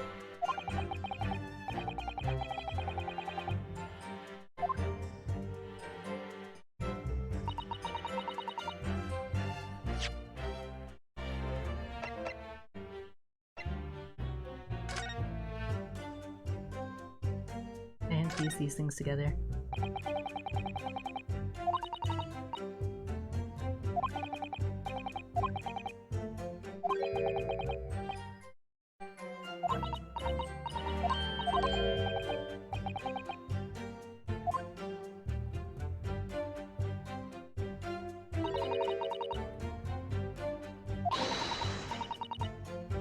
How do you tear an envelope like this?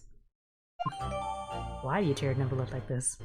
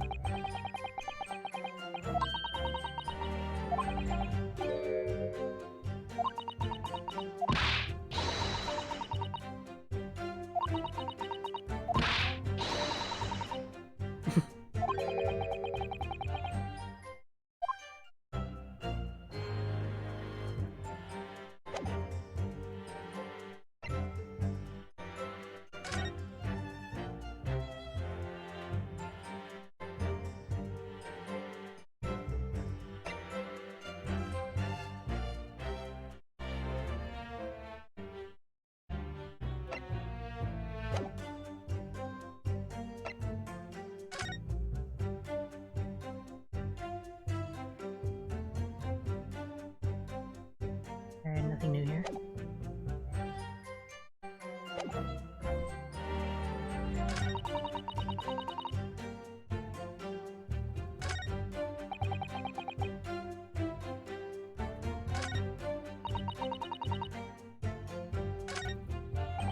Maybe here?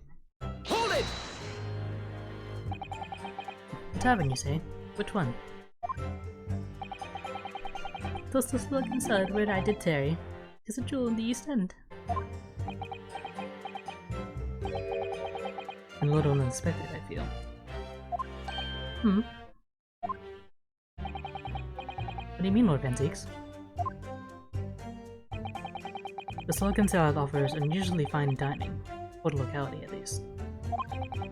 Not an establishment you expect to be patronized by a man with not even a crumb of bread in his room.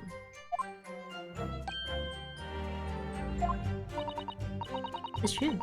The menu lists premium crusts of bread and glasses of water, and different levels of cloudiness. I would have expected Grub's Grubber to look of vicinity to be more appropriate for your means.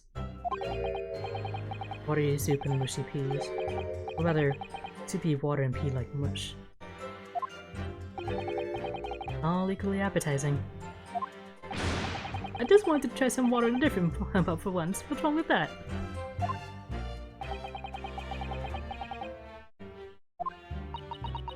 Or perhaps there's a more plausible explanation.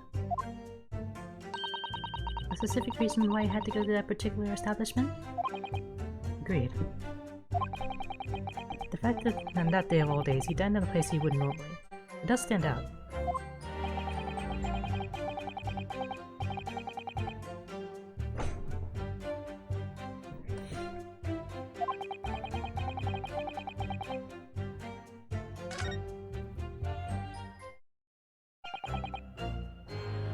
Mr. Shensu. Yes, sire. On the day in question, it's not the case that you visit the Slug Salad, a place you don't normally patronize, for a very particular reason.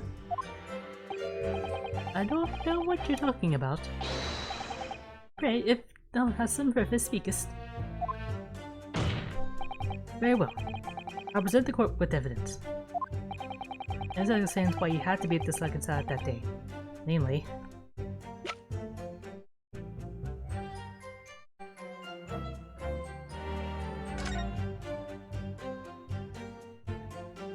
Didn't the note say to meet him over there? At least let me read it to make sure.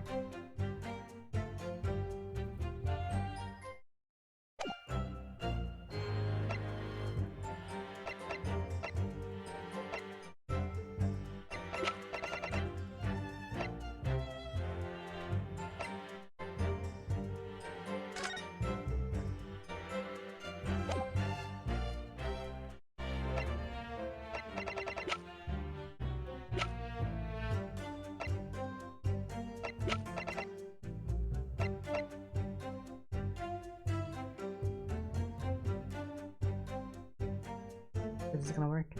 Take that! I believe this card reveals the answer. Good lord. The screen's card, you mean? That's right, my lord. It reads: I have information regarding the death of Duncan Ross. Come to the Slug and Salad on Briar Road at 5 p.m. on the 17th. Don't tell anybody else about this letter or the meeting. It's a matter of utmost importance. Mr. Tinspear, your actions on the afternoon of Miss Green's stabbing are exactly as described in this note. Personally, I find it hard to believe that's a coincidence. Don't you, Mr. Shamspear? Well, Excuse me. Can I say something? yes, Miss Green. That card was delivered to me. It doesn't have anything to do with this old man, does it? Well, you'd think so, yes, but it's hard to believe it's merely... My lord, may I? May you what, Miss Green? I'd like to make something very clear about that card. Very well, then you may amend your testimony. Include details about the peculiar note. This note was delivered to me at my address. It's nothing to do with the ottoman next to me here. Oh, doesn't it? Objection! The day before the incident, exactly 1 week ago now, this note was delivered to your address. And upon carrying out the instructions in the note, you found yourself in hospital. Yes, I did. It's terrible, everything that's happened to me. Yes, it is terrible. If it's all true, that is.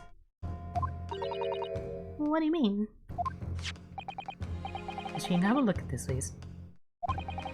It's the torn off end of an envelope. Oh, is it? And it so happens that it fits together perfectly with the envelope of the note you received. Oh, where did you find that? In Mr. Sandspier's room. Eh? In my room? Mr. Sandspier, do you perhaps remember this note from somewhere? Well, your actions that afternoon followed the instructions in the note to the letter. Come to the Slug and Salad on Briar Road at 5 p.m. on the 17th. So that's exactly where you went.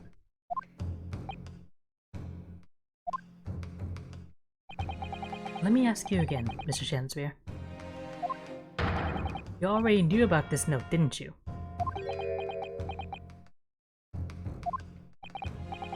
And you, Miss Green. What did I do? As it's torn off and the envelope proves, the note was originally in Mr. Shanspeare's room. So how is it that it came to be in your possession? I don't have the first idea. I'm just a fledgling artist after all. There's only one explanation. You broke into Mr. Shanspeare's room and stole it.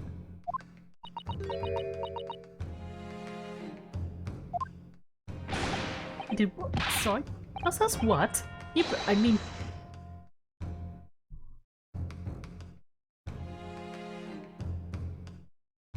Hold on, I got a little lag. Oh, that were in my room? On earth? Do you want with me?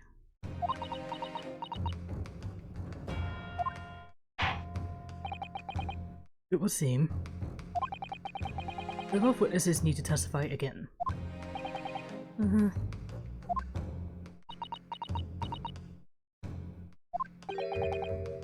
Miss Green. Yes. Most here have the court's sympathy, I'm sure, for the suffering you have endured in recent events. Anyone found to be giving false testimony in the court of law will be duly punished. Please bear that in mind.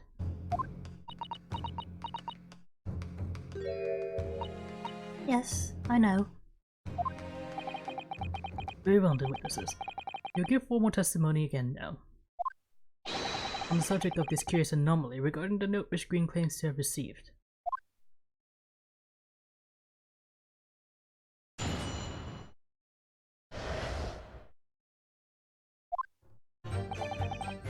I do remember now. It was a week ago, peradventure, that note was delivered onto me. On the written therein, I did tarry a long hour at the Sug and Sour, did nobody came. Thereafter, on the evening I shared the company of the Japanese fellow, I did see the note had vanished. I don't know what you mean. You think I stuck into this man's room, do you? Why would I? I can point at the villain here. As for that torn off piece of the envelope, I don't know anything about it.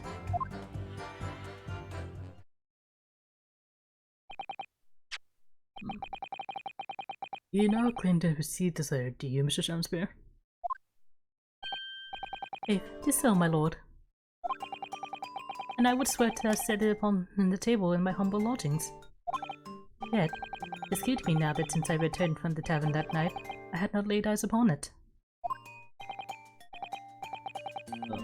That being the case, young lady, it would appear that your testimony was... A lie? Is that what you think? How dare you to think I'm the one lying? I beg your pardon? I was a fetching artist, as I said, and fetching artists don't lie. That note was delivered to me at my address. Besides, you know who the liar around here is. If that's true, Miss Green, how do you explain the facts? This part of the envelope was without question found in Mr. Shamspeare's room. I don't see why I should explain. Sorry? I'm a fetching artist. My job here is just to say what happened, that's all. It's your job to get the explanations and the proofs. You, the fetching lawyer.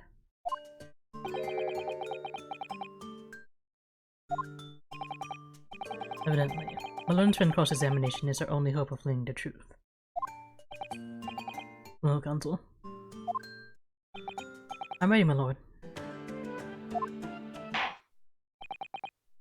Very well then. The defense will now proceed with the cross-examination of the witnesses. Green clearly did break into Mr. Shamspeare's room. There can be no question of that. And that's how she acquired the note. Yes, two facts that are starting to lead me to a possible explanation for all of this.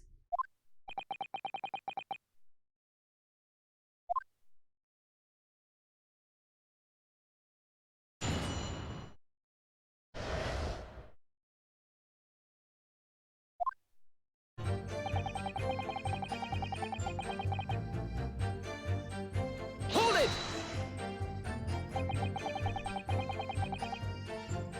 And can you shed any light on the contents of the note at all? Hey, sire. It's a strange thing to me as a foreign tongue. Being with a knowledge of literature as great as mine own, barely it is impenetrable. But Mr. Duncan Ross had lodgings in the same household as you.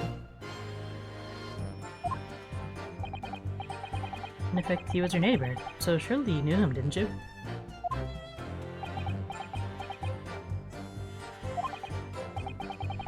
Alack, if the choice is betwixt I knew him and I knew him not, then 'tis with foreboding that I be forced to declare we were by some small measure acquainted. Despite your claims, though, you followed the note's instructions and went to the Slug and Sour. Presuming that has nothing to do with your knowledge of literature, Nay, enough will have the better of me, sire, if the lure of curiosity. So it is true. I was compelled by my own eager heart to betake myself to the tavern. Yet in the end, my curiosity was not satisfied.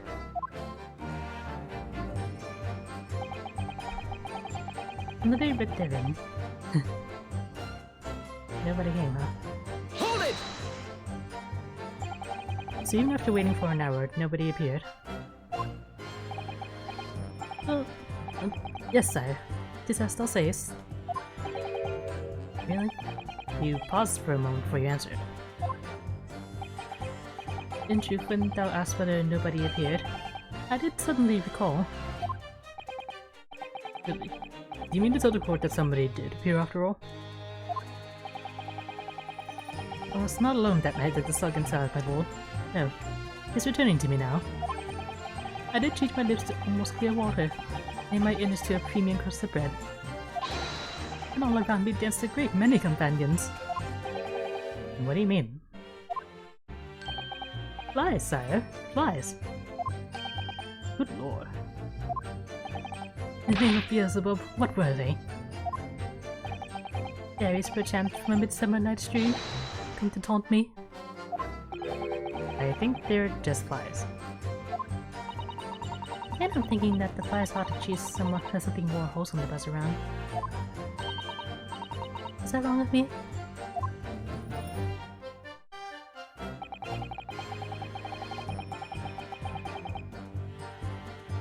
Hold it! When exactly did you notice it had gone missing? Such idle thoughts may occupy my mind. I am busy with greater ideas. In other words, you didn't notice. Several days passed between your outing to the tavern and Mr. Natsume's visit to your room. Yes, it would appear that the note disappeared sometime in that interval. Such idle thoughts may occupy my mind. I am busy with greater ideas.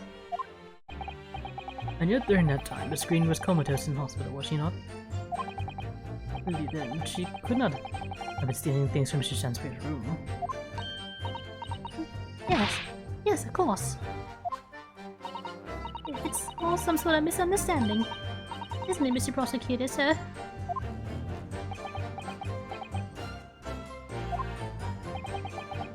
You have so far failed to give a satisfactory explanation as to how you came by the note.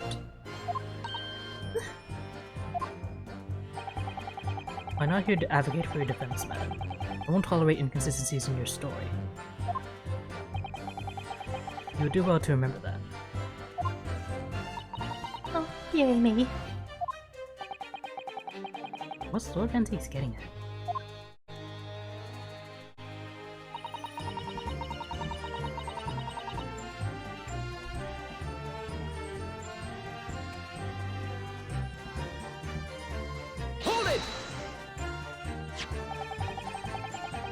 Seeing that this note was actually delivered to Mr. Shakespeare about 1 week ago.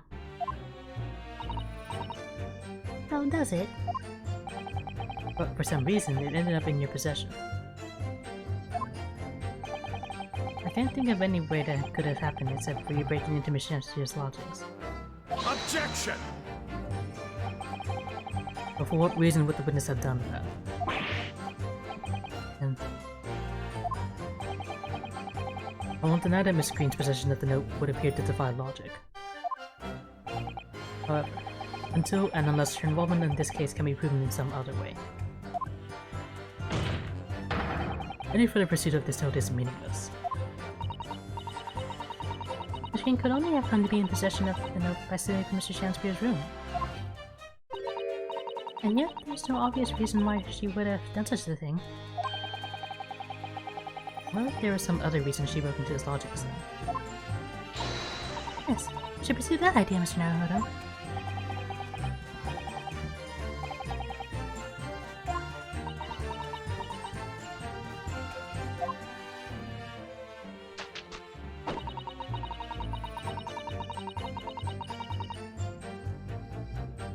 Hold it! So you don't want to tell the court the truth about the letter, is that it? fetching orders, remember? Ours are nearly always introverted characters. Introverted? I distinct of readily cast aspersions about my nature. Yet I am an angel, a seraph. Birds do harmonize with my song. The wind doth frolic on my wing. Oh pity, wherefore dost thou accuse one so pure of heart and poor woman? Pure of heart? I don't think so. The fetching like me can see you're just a failure. Tragedy. Thou shalt not know the true heart of an artist until thine instruction hereafter by death. Oh the days, oh the years. Alas, to enlighten thee, thou must wait so long and in vain. So Naruto, interject with some clever remark. This is your chance to shine. I am no Shakespearean actor, Mr. Sato. No, as far as I can tell, the only thing that's going to resolve this argument is evidence. Yes.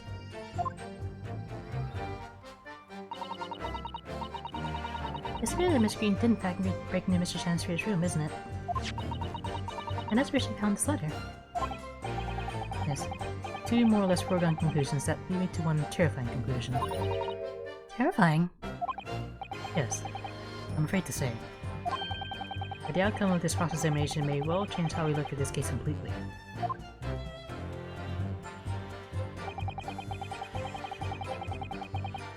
I mean, this would be the only window she would have to break into the lodgings before she got attacked.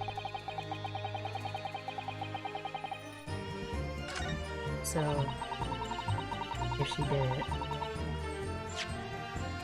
that's the only time she would have had to put the poison in. Objection! Yesterday at the hospital, we saw you with this bottle.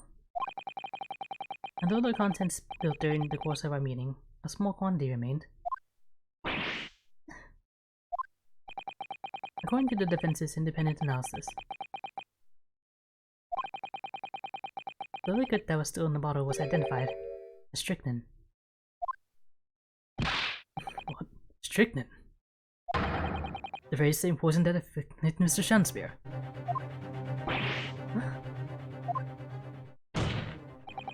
Miss Green, you broke into this man's lodgings. For one reason, and one reason alone. To cover the end of the pipe that feeds the gas lamp in Mr. Shanspeare's room with poison.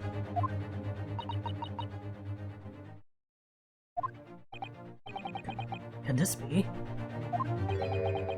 You broke into my room to... It may seem incredible to the court, but from the remaining clues there is only one logical conclusion that we can reach. The person who attempted to take Mr. Shanspeare's life with poison was you, Miss Olive Green. Oh, dear, dear, oh, dear.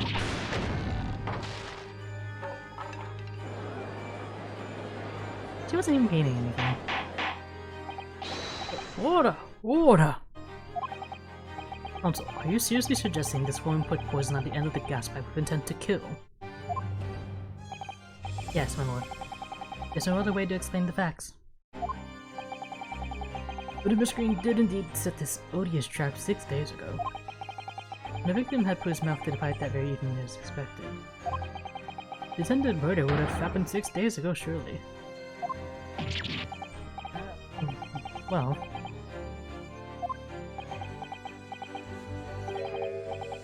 perhaps not, my lord. Beg your pardon. There was a significant police presence in the area that evening on account of the incident on Briar Road. Local residents were being interviewed throughout the night as part of the ongoing inquiry. A circumspect criminal would likely have chosen not to carry out any wrongdoing at that time. Lord Antiques. And of course, the following morning, there's more activity at Mr. Shanspeare's address. More activity? Yes.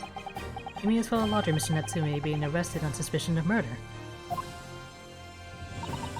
That's right. And as the defense has already proposed, Mr. Shanspeare was meddling with the gas in the pipe for a very sinister reason himself. caused the gas stove in Mr. Natsume's room to go out, thereby asphyxiating the occupant.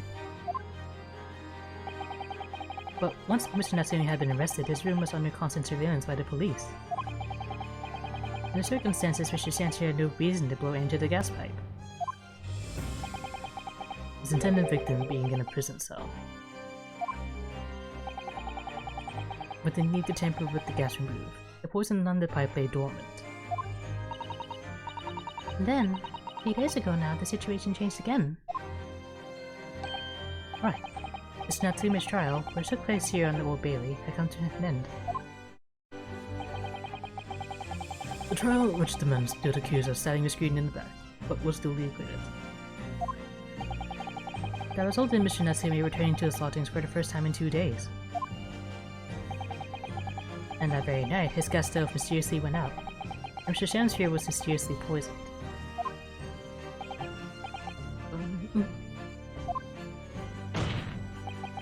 In conclusion, the poison that was present on the mouth of the gas pipe had been put there in the victim's room some 4 days earlier. Nay!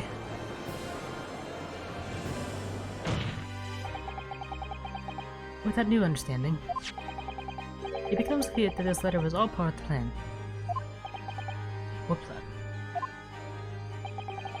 The court will recall that the note gave instructions to visit the Slug and Salad at 5 o'clock, and that the recipient should tell nobody else. The reason for those instructions are now clear. Ensure that the lodger would not be at home at the stated time. Make sure I wasn't home. Exactly. While you were out, Miss Green could safely slip into your room, knowing that she wouldn't be disturbed. You mean to say that letter was written by Miss Green? Yes. In order to cover her tracks, she took it away with her when she left. Just after she sprayed poison over the mouth of the gas pipe in your room.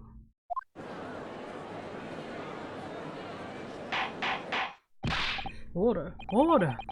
What do you have to say for yourself, witness?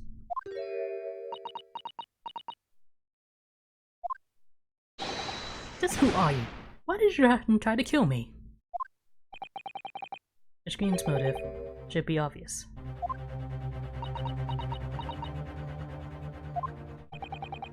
It's all tied up. For someone whose name we've heard several times already during the course of this trial. So, that's what's behind all this. You're sure your apparent understanding with the court, please, counsel? Which person is behind this woman's motive for the attack on the victim's life? Take that! Duncan Ross. That's right. Before the defendant, Mr. Natsume, took up residence in the lodging of Mr. Garadev's, somebody else was renting the room. Mr. Duncan Ross. I knew I heard the name somewhere else. It was all over the papers a month ago, and the men died in strange circumstances at the haunted lodgings. It does ring a big... of course, yes, I remember now. The young man they claimed was strangled by the convent's curse or some such. Tell me, my lord, it wasn't a curse of any kind, nor was it an accident. The men died as a result of Mr. Chancellor blowing the gas pipe and causing gas to leak into the room. It was murder, plain and simple.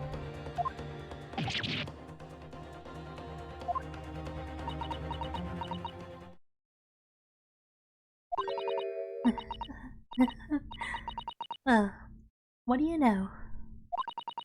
The world is so unfair. Curses, curious deaths, that's all people care about. If it's an interesting story, they want to know. It doesn't cross their mind that real people are involved. And once they're bored, just 1 month later, once the story has lost its appeal, everyone's forgotten him. You mean you? Duncan was... Mr. Ross was Miss Green's fiancé. Fiancé? You may not have known until now who Miss Green really is, Mr. Shanspeare. But she's known exactly who you are all along. Because you're her sworn enemy. The murderer who took the life of the man she was to marry. Mary! Miss Green, is it not the case?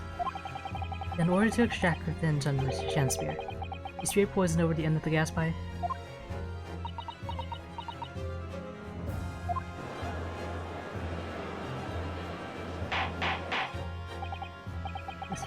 This is all quite extraordinary.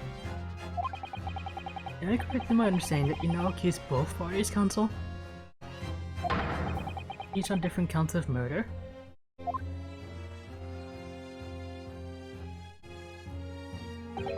Yes, my lord. That's correct. Objection! In doing so deeply, it appears that my fledgling learned friend has taken in a lungful of dubious gases, causing his judgments to be clouded. What? Why would Mr. Shansu wanted to kill these plotters, as you say?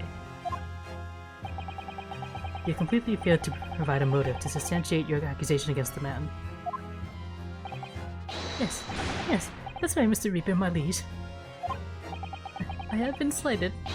This lies, all lies, I deny every utterance. You have to forgive me, Mr. Naruhodo, sir. But I don't intend to admit to anything either. Miss Green. I'm sure you think I'm being very rude, but I'm not going to be sent to the gallows for the likes of this scoundrel. Objection! Well, you broke into the man's room.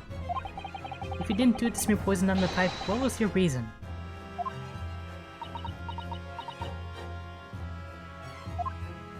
I thought I'd have a look around, that's all. Sorry? You're right. I suspected him. So I thought perhaps I might find some evidence or something in his room. Evidence that it was him who took Duncan's life. Oh, fineness. Oh, villainy. Oh, tyranny. Oh, rotundity of woman. But in any case, whenever I leave my room, I do turn the key in the lock. That whole place is falling apart. The locks on the doors are no different. Duncan showed me one side of the lock the door. There's some tips and a piece of wire. Oh, awfulness. Oh, artfulness. Oh, tyranny. Oh, profanity of woman. You'll consider your trespassing on some future occasion. But for now, tell the court what you found. What evidence your search revealed. Well, I spotted the note that I sent him lying on the floor. When I went to pick it up, I noticed something. One of the floorboards was loose, and underneath it, I discovered a secret hiding place. Eh? Yes, we also discovered that hiding place. Inside we found a newspaper cutting, a photograph, and an empty tin box. Ah, yes, well the thing is, when I found it, the box wasn't empty. What? There's something in it? Yes.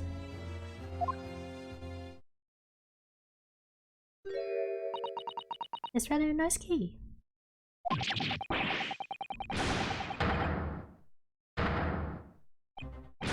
What are you doing with that? Every ounce of color is drained from his face. Give it here! Give it to me now! It's mine! I inherited it! What was that, witness? What did you say? You inherited it? No, I...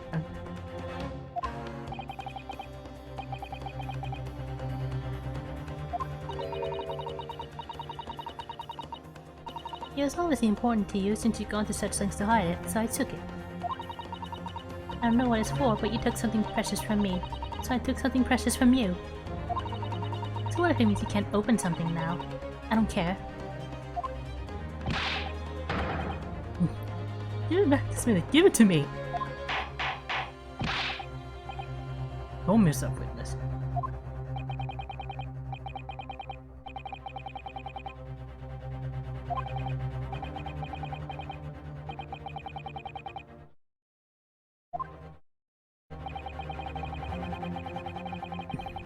It feels there appears to be no motive to support the accusation against Mr. Sandspear at first. But considering everything we now know, I think there's actually something that could explain it. What?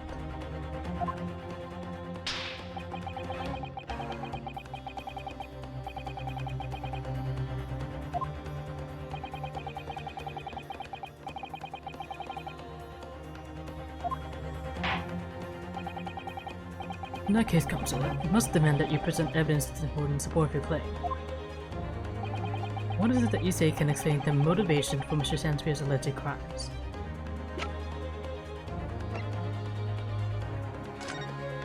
He's probably doing it to find the loot. Take that! That's an official police report, is it not? The Selden file. How'd you get a hold of that? Selden? And now, sadly, deceased Mr. Ross and the defendant Mr. Natsume. I have only one thing linking them. The fact that they have lodged in the same room.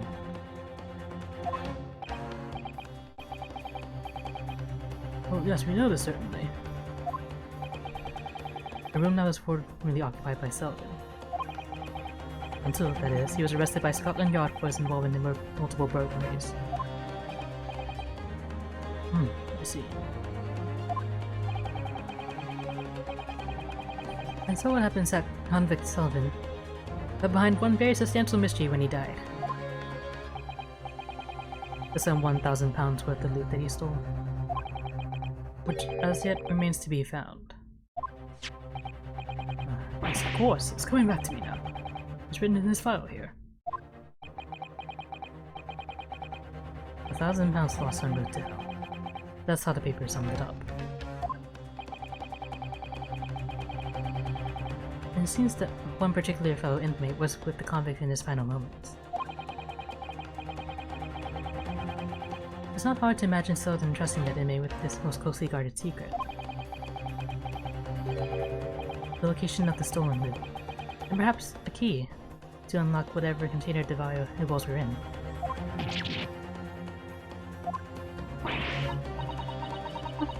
You mean this key is? Mr. Sandspear, it was you, wasn't it? You were at the capital offender's side when he died, were you not? What are you talking about? It is a false charge, I tell you. A false charge! The name of the inmate who was with Selden at his death isn't noted in this file. But a simple telegram to the prison where he died would quickly tell us how false the charge really is.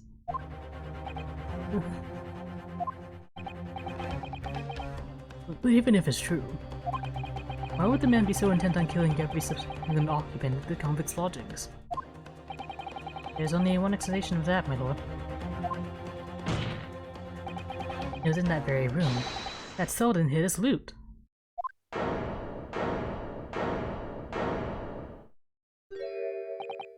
So, it all comes out. Yes, and having established that, all of Mr. Sandspear's subsequent actions start to make perfect sense. When he was let out of prison following Selden's death, he made immediate leave for Mr. Gyarados' lodgings in the hope of renting Selden's old room. However, the retired armyman was unable to offer him the accommodation of his choice. Because Selden's old room had already been let to somebody else, Mr. Duncan Ross. Which is why Mr. Sandspear subsequently devised his gas-based plot to kill the occupant of the room. And when he was successful, he presumably intended to inquire about switching into the newly vacant room. However, a certain jittery someone had beaten him to it. Mr. Soseki Natsume. The defendant of this case, no less. They decided to use the ploy with the gas again, didn't you, Mr. Shamspear? This time to oust Mr. Natsume. Natsume. All for one simple and avaricious reason. To get your hands on £1,000 of loot left behind by the dead convict. You.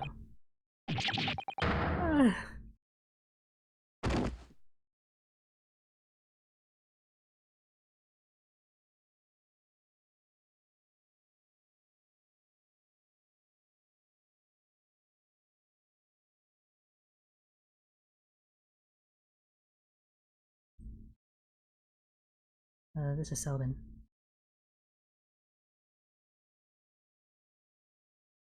It's in the room where I was lodging when they got me. Here.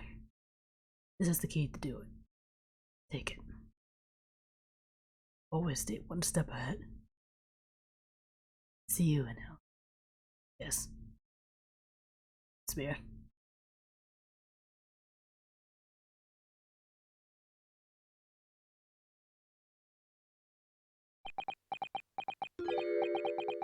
It's mine.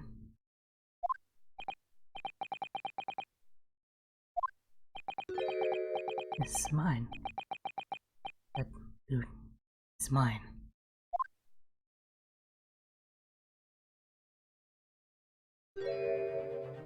He snapped. Mr. Shamspear? It's all lies. I don't accept any of it. Why should I? After all, you don't have a shred of evidence. You can't prove I killed that fellow. Forsooth, I'm the victim here, remember? Isn't that right, ladies and gentlemen? If I don't admit to it, there's nothing you can do. You can't arrest me. For the time being, anyway. Verily, you can't arrest the victim, can you? Isn't that right, ladies and gentlemen?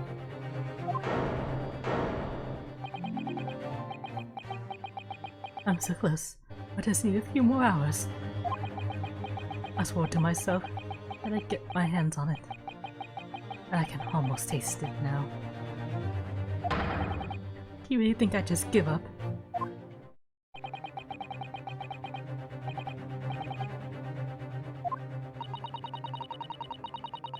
He seems so utterly intoxicated by the idea of that loot.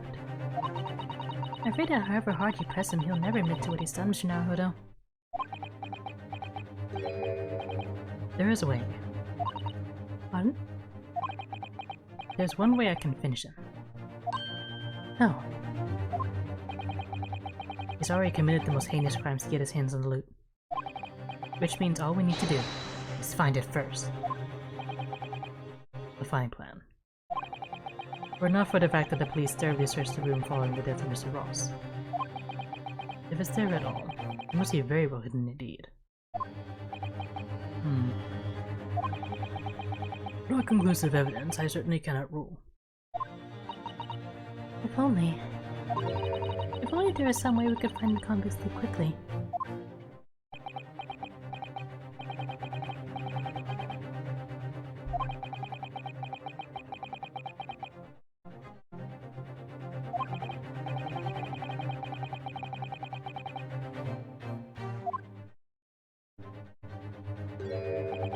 My lord. Yes, counsel. The defense would like to make a proposal about how to find the late convict's hidden loot. I believe we are already in possession of something that could give us a clue as to its whereabouts.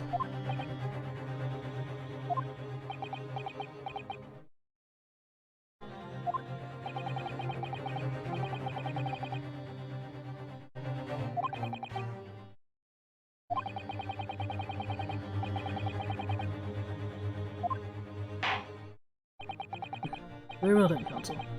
Let the court hear your idea. What do you propose we can use in order to locate the hiding place of the deceased convict's hull?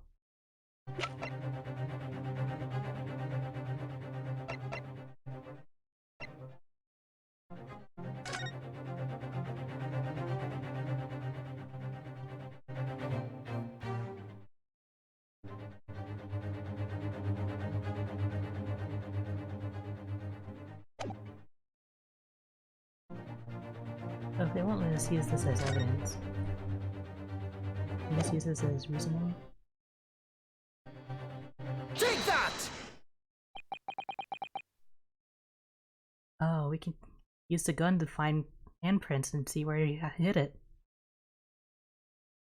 If I'm not mistaken, those are Mr. Sanspear's handprints on the wall of his lodgings.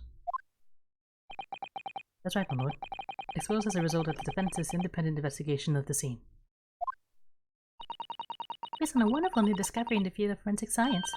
And the great detective, Mr. Sholmes. A great detective? Is that some kind of joke? You really think I'm going to be daunted by a man with such a ridiculous title? I should think the great bard ought to recognize such a title when he hears one, Mr. Sham Spear. Perhaps we should compete for the honor of the most ridiculous title. Ah! This is Sherlock Holmes himself! What are you doing here, great detective? Your usual haunts are the filthy backstreets of the capital, are they not? Ah, Mr. Reaper, it's been too long. I see your complexion has worsened since last we met. Mr. Sholmes.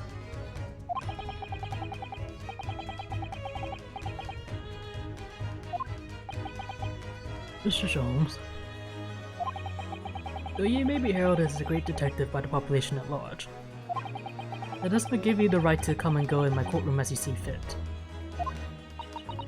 If I may, my lord. Mr. Sholmes' newest developed scientific method has helped us to uncover vital clues in this case already. Clues, you say?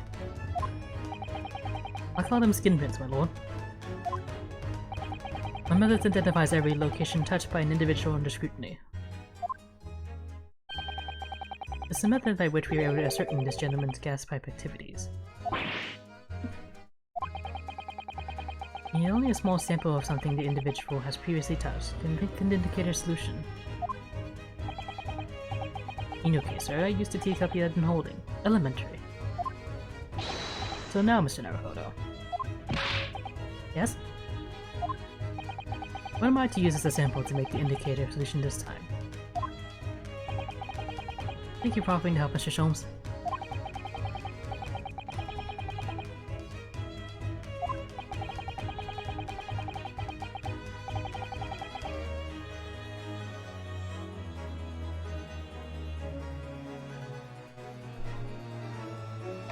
And reducing the key I was holding since the key isn't in my evidence.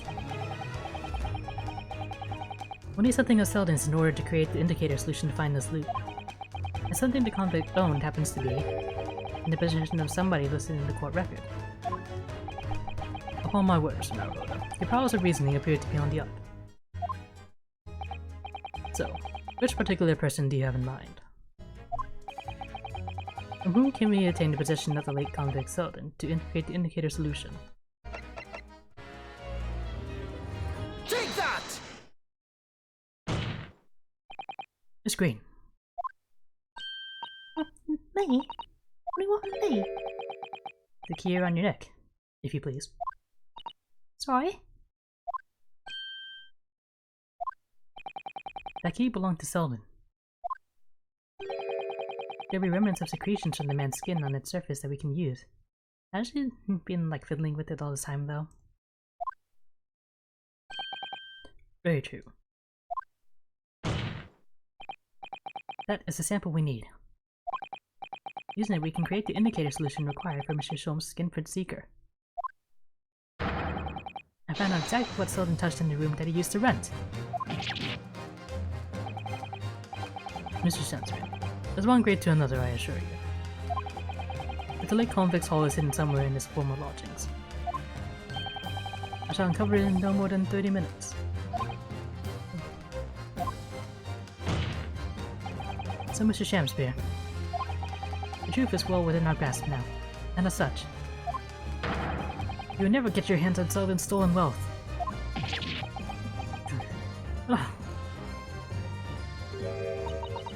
In that case, I'll gladly let Mr. Sholmes have this key. No, give the key to me. The detective shan't have it.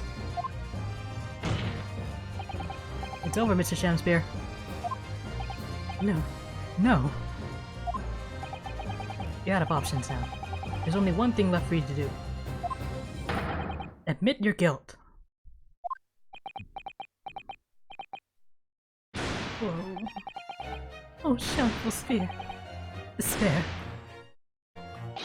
Be thy name.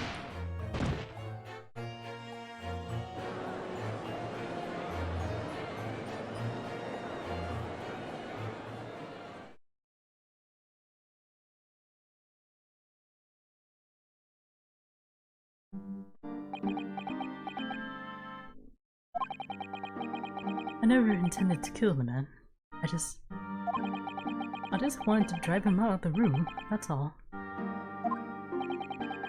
So you'd have time to find the convict's haul of stolen goods?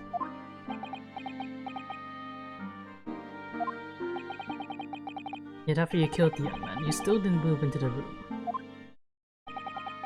I asked the landlord, of course. I pleaded with him, but he refused. Why? I was 3 months behind with the rent, for one thing.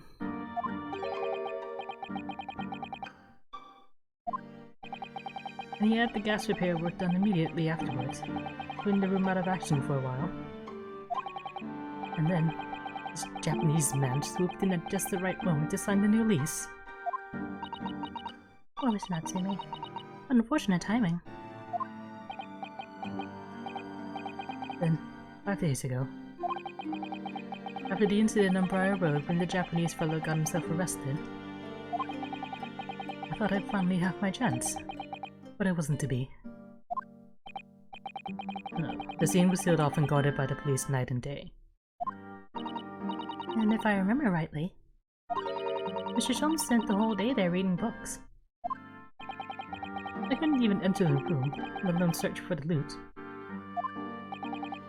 Which is why on the day Mr. Natsume was acquitted and returned to his room, he once again tried your trick of blowing air into the gas pipe that feeds the stove in his room.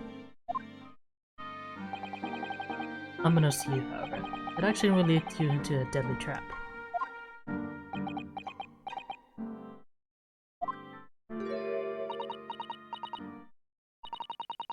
Liam Shakespeare. How's it go? To be or not to be? That is the question. From Shakespeare's Hamlet, Act 3, Scene 1. Well, let me tell you, in your case, it's not to be. That is the answer. You deserve to die for what you've done.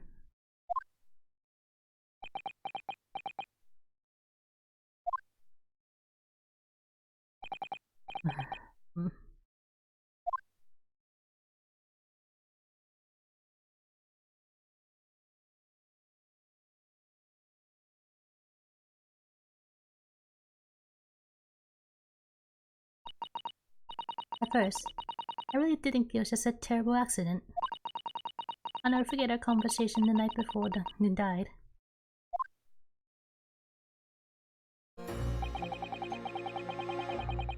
The gas supply in my new lodgings are a complete disaster, you know, Olive. Gas supply? Yes, the stove always seems to go out in the middle of the night for some reason. It's no joke. You see, it's the convict's curse. Oh, Duncan, please, don't stay there. I don't care how cheap it is. Alright then, if it's that important to you, I'll start looking for a new place. There's spare rooms at my house. Why don't you leave that horrible room tonight? No, I better not. We said we'd wait until we graduate before we told our parents, remember? But that was the last time we ever spoke. That very night, you fell victim to the gas. If only I'd known it was going to happen, I would have insisted that he left that horrible room that instant. But instead, I fell in love with his bitter regret. I stopped going to school. But something kept drawing me back to the house on Briar Road.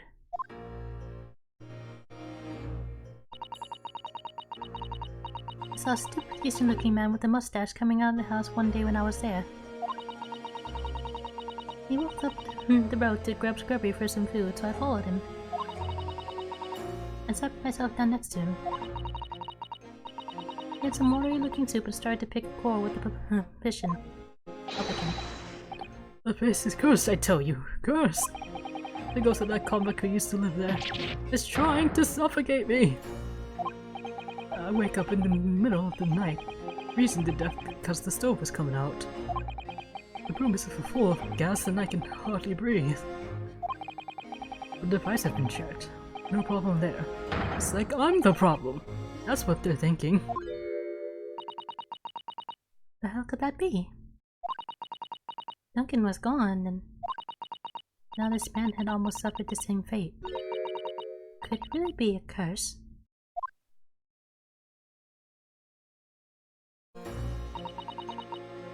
Then I remembered. Oh, I heard about how the gas companies go around investigating the gas installations. You mean? Yes, everybody's heard the stories, it seems, about how they go around checking the pipes. Oh, I think connected to the gas companies just by blowing air into the pipework. That's when it started. A little flicker of doubt in the back of my mind, but just wouldn't go away. Is it really an accident, though?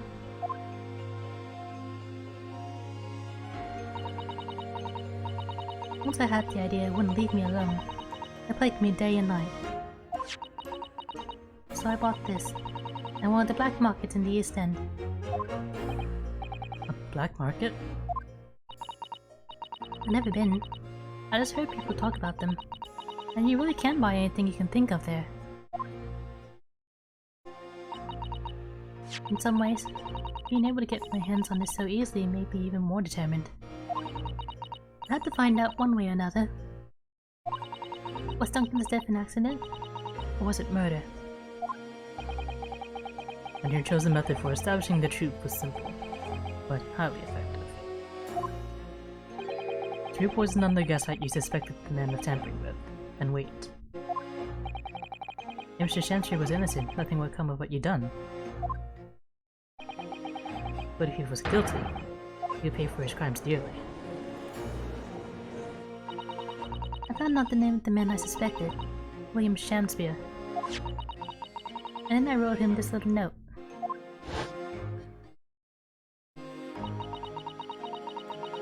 I had information regarding the death of Duncan Ross. Duncan's luck inside on Bar Road at 5 PM on the 17th.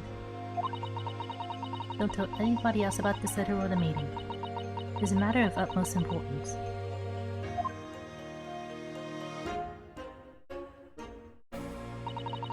If he'd done it, I knew that would worry him enough so he'd be sure to go. So I waited to see if it worked. And of course, Mr. Shamsir followed the instructions to the letter.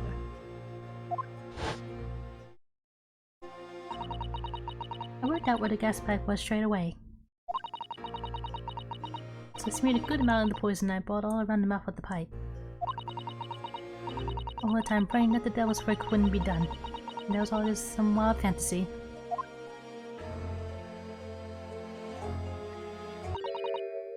Actually, no. All the time praying that the devil's work would be done. And that the culprit would get his just desserts.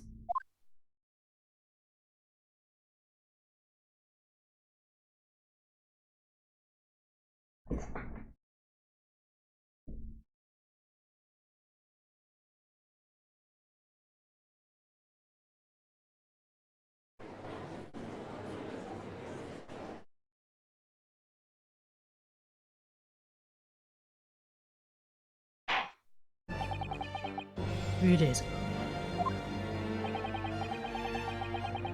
When you were first stood in the dock before me, this whole affair seemed relatively straightforward. Yes, my lord. I certainly never imagined that there was such depravity should subsequently find lurking behind the scenes. It has been a long road, my Nipponese friend. Oh, yes. And one I certainly didn't envision walking with you.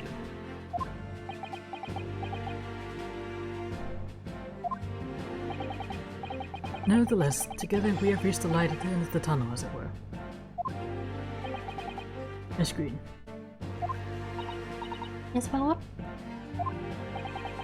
You will henceforth be stripped of your freedom, as punishment for the attempted murder of Mr. William Shamspeare. Yes, I know. And you, Mr. Shamspeare, you will be tried for the murder of Mr. Duncan Ross in cold blood, and a subsequent attempted murder of Mr. Sosaki Natsume here present.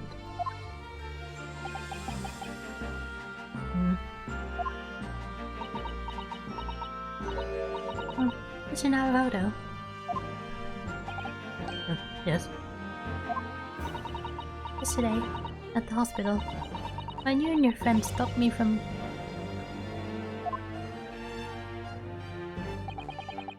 ending your life by drinking what was left in the poison bottle? I wasn't myself. I can't even really remember what was going through my mind. To be or not to be, I suppose. That's a question that's so hard to answer, it seems.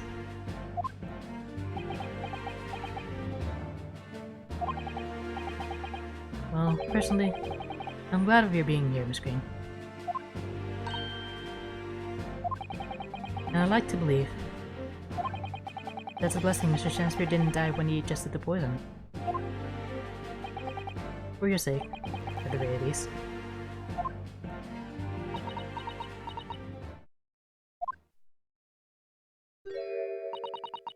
Because of you, I chose life, not death. And now you've made the truth come out at last.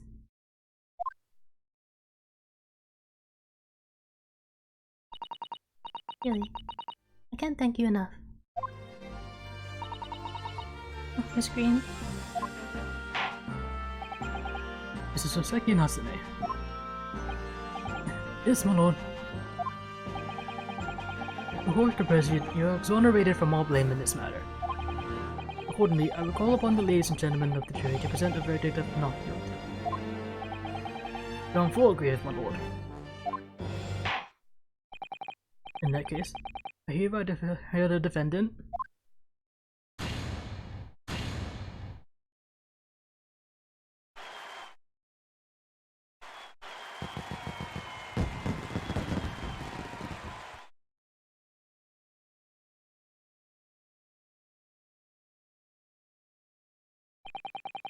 Court is adjourned.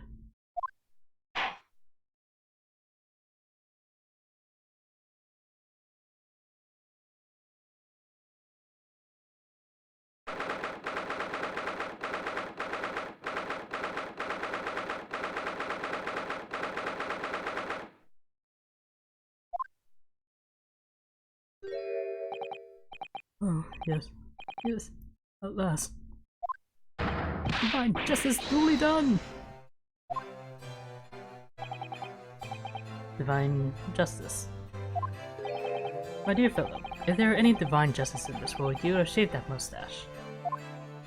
No! This has nothing to do with my mustache. Some say that luxuriant mustache is a sign of physical prowess, Mr. Sholmes. Welcome to Sinnoh Esquire. Once again. You've saved me from doom. I'm very happy to have been able to help Mr. Natsume. Congratulations on your acquittal. You're second in almost as many days.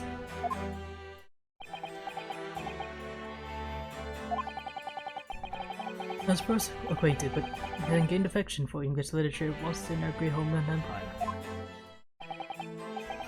And then by a twist of fate I was brought to the land that bore the fruit of that literature. Only... the city of bricks and mortar became my prison. Try as I might, I never found my feet here. In the end I confined myself to my room and lived life through friendly old books. You had such a difficult time, haven't you? About a week ago now. I dragged you out of the dark and dingy room of yours, did I not? You did. I've seen more of life in this week than in all my years to date. But for the first time, I feel like I've begun to see the true face of the English that's so far been hiding from me behind the wall of fog. My dear fellow, there's nothing special about the true face of the English, as you put it. Because wherever one goes in the world, humans are human. There are a few genuine differences. Yes, I think you're right. I finally started to see that, and I've come to understand something. I've worked out why I was attracted to English literature in the first place. It made me see. And whatever our nationality, we humans all have the same hopes and fears. We're all just doing our best to live.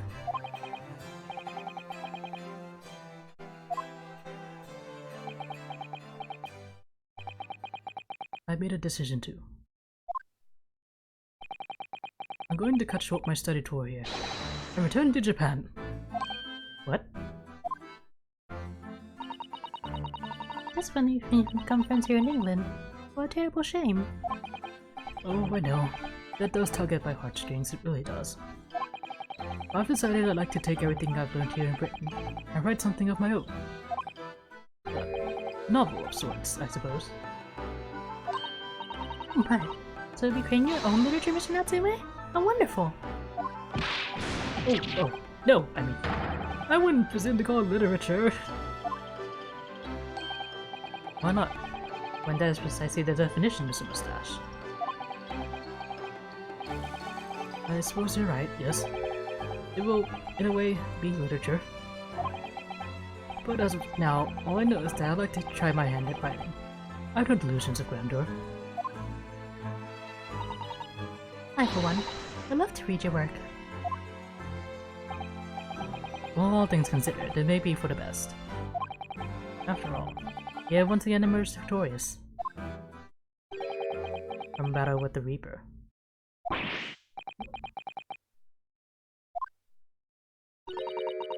And there is no salvation for a person in the dock when the Reaper is at the prosecutor. The desire to preserve and turn post haste to the perceived safety of your homeland is one I quite understand. My goodness, yes. This is such a terrifying prospect. Nobody would consider that cowardly, I'm quite sure.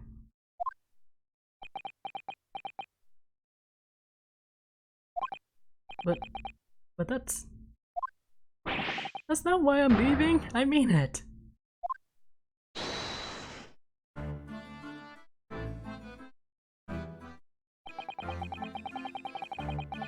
And that was the case that we found ourselves abroad in 6 months ago now.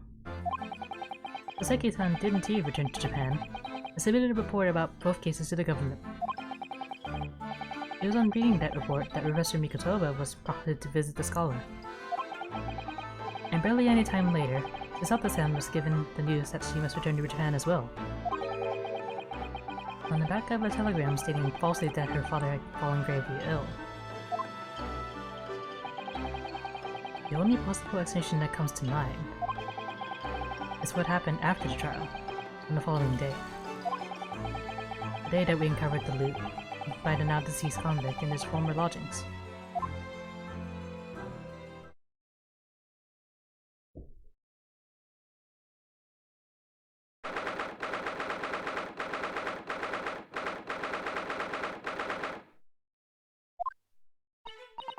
Oh, well done, Mr. Sholmes.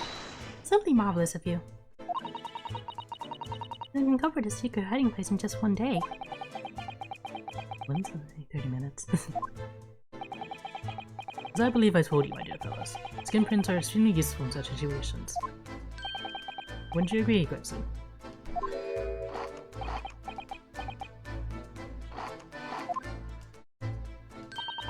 Chris has been happily munching an agreement this whole time, you know, Hurley. Happily? I think perhaps humorlessly might be closer to the truth.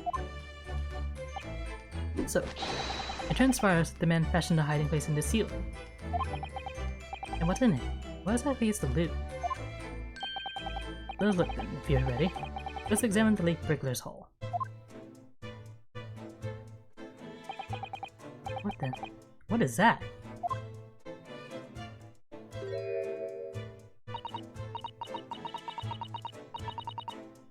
It looks to be some sort of neckband or collar. A collar? It's huge though. Look at all the gemstones in it. You can see why it was clearly to be worth 1,000 pounds. Maybe I could have it as a belt. Oh, we notice the inside there? There's some dark stains. You don't think it could be blood, do you? On second thoughts, perhaps I won't have it as a belt. And of course, there's this emblem here. Large letter B and a small crown. What does it signify, do you think? I hadn't noticed that. I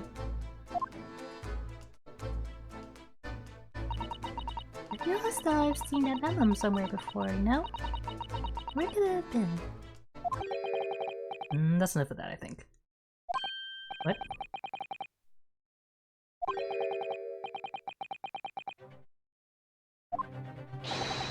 Well, Inspector, I believe you ought to be taking this, oughtn't you?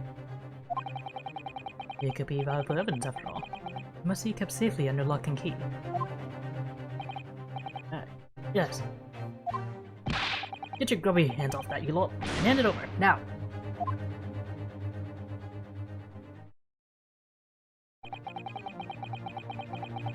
All coming together.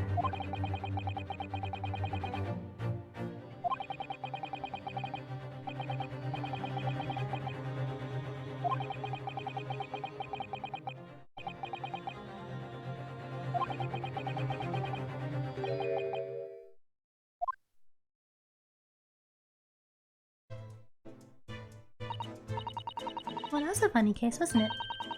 It's all buttoned up now. And you look very pleased, Cyrus. I am, because I was starting to wonder what I could use as the basis of this month's story in the magazine. And this case will be perfect, since it's so fascinating. You're talking about the latest installment of the Adventures of Sherlock Holmes, I presume? The mystery of the knife and the mist, and the mustache man and the convict's curse, perhaps. They make it a two-part story. Oh, I can't wait. A word please, Cyrus. Yes, is it early? I'm sorry, but you can't write about this case. It's out of the question. What? Why not? It's a great case. And I have to insist that you limit yourself to the first of your two titles. The second must never be written. Is that clear?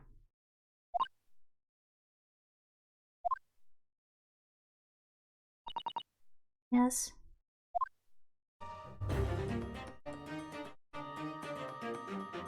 And so it was that the second of Souseki-san's cases became buried in obscurity.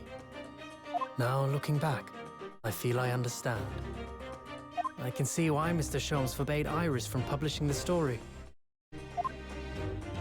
It would take a little longer before I saw the link between everything that had happened and would happen. For it wasn't until 2 months after the arrival of Susato-san's letter that events began to unfurl again, with an incident that took place at the very heart of the eagerly awaited Great Exhibition of London.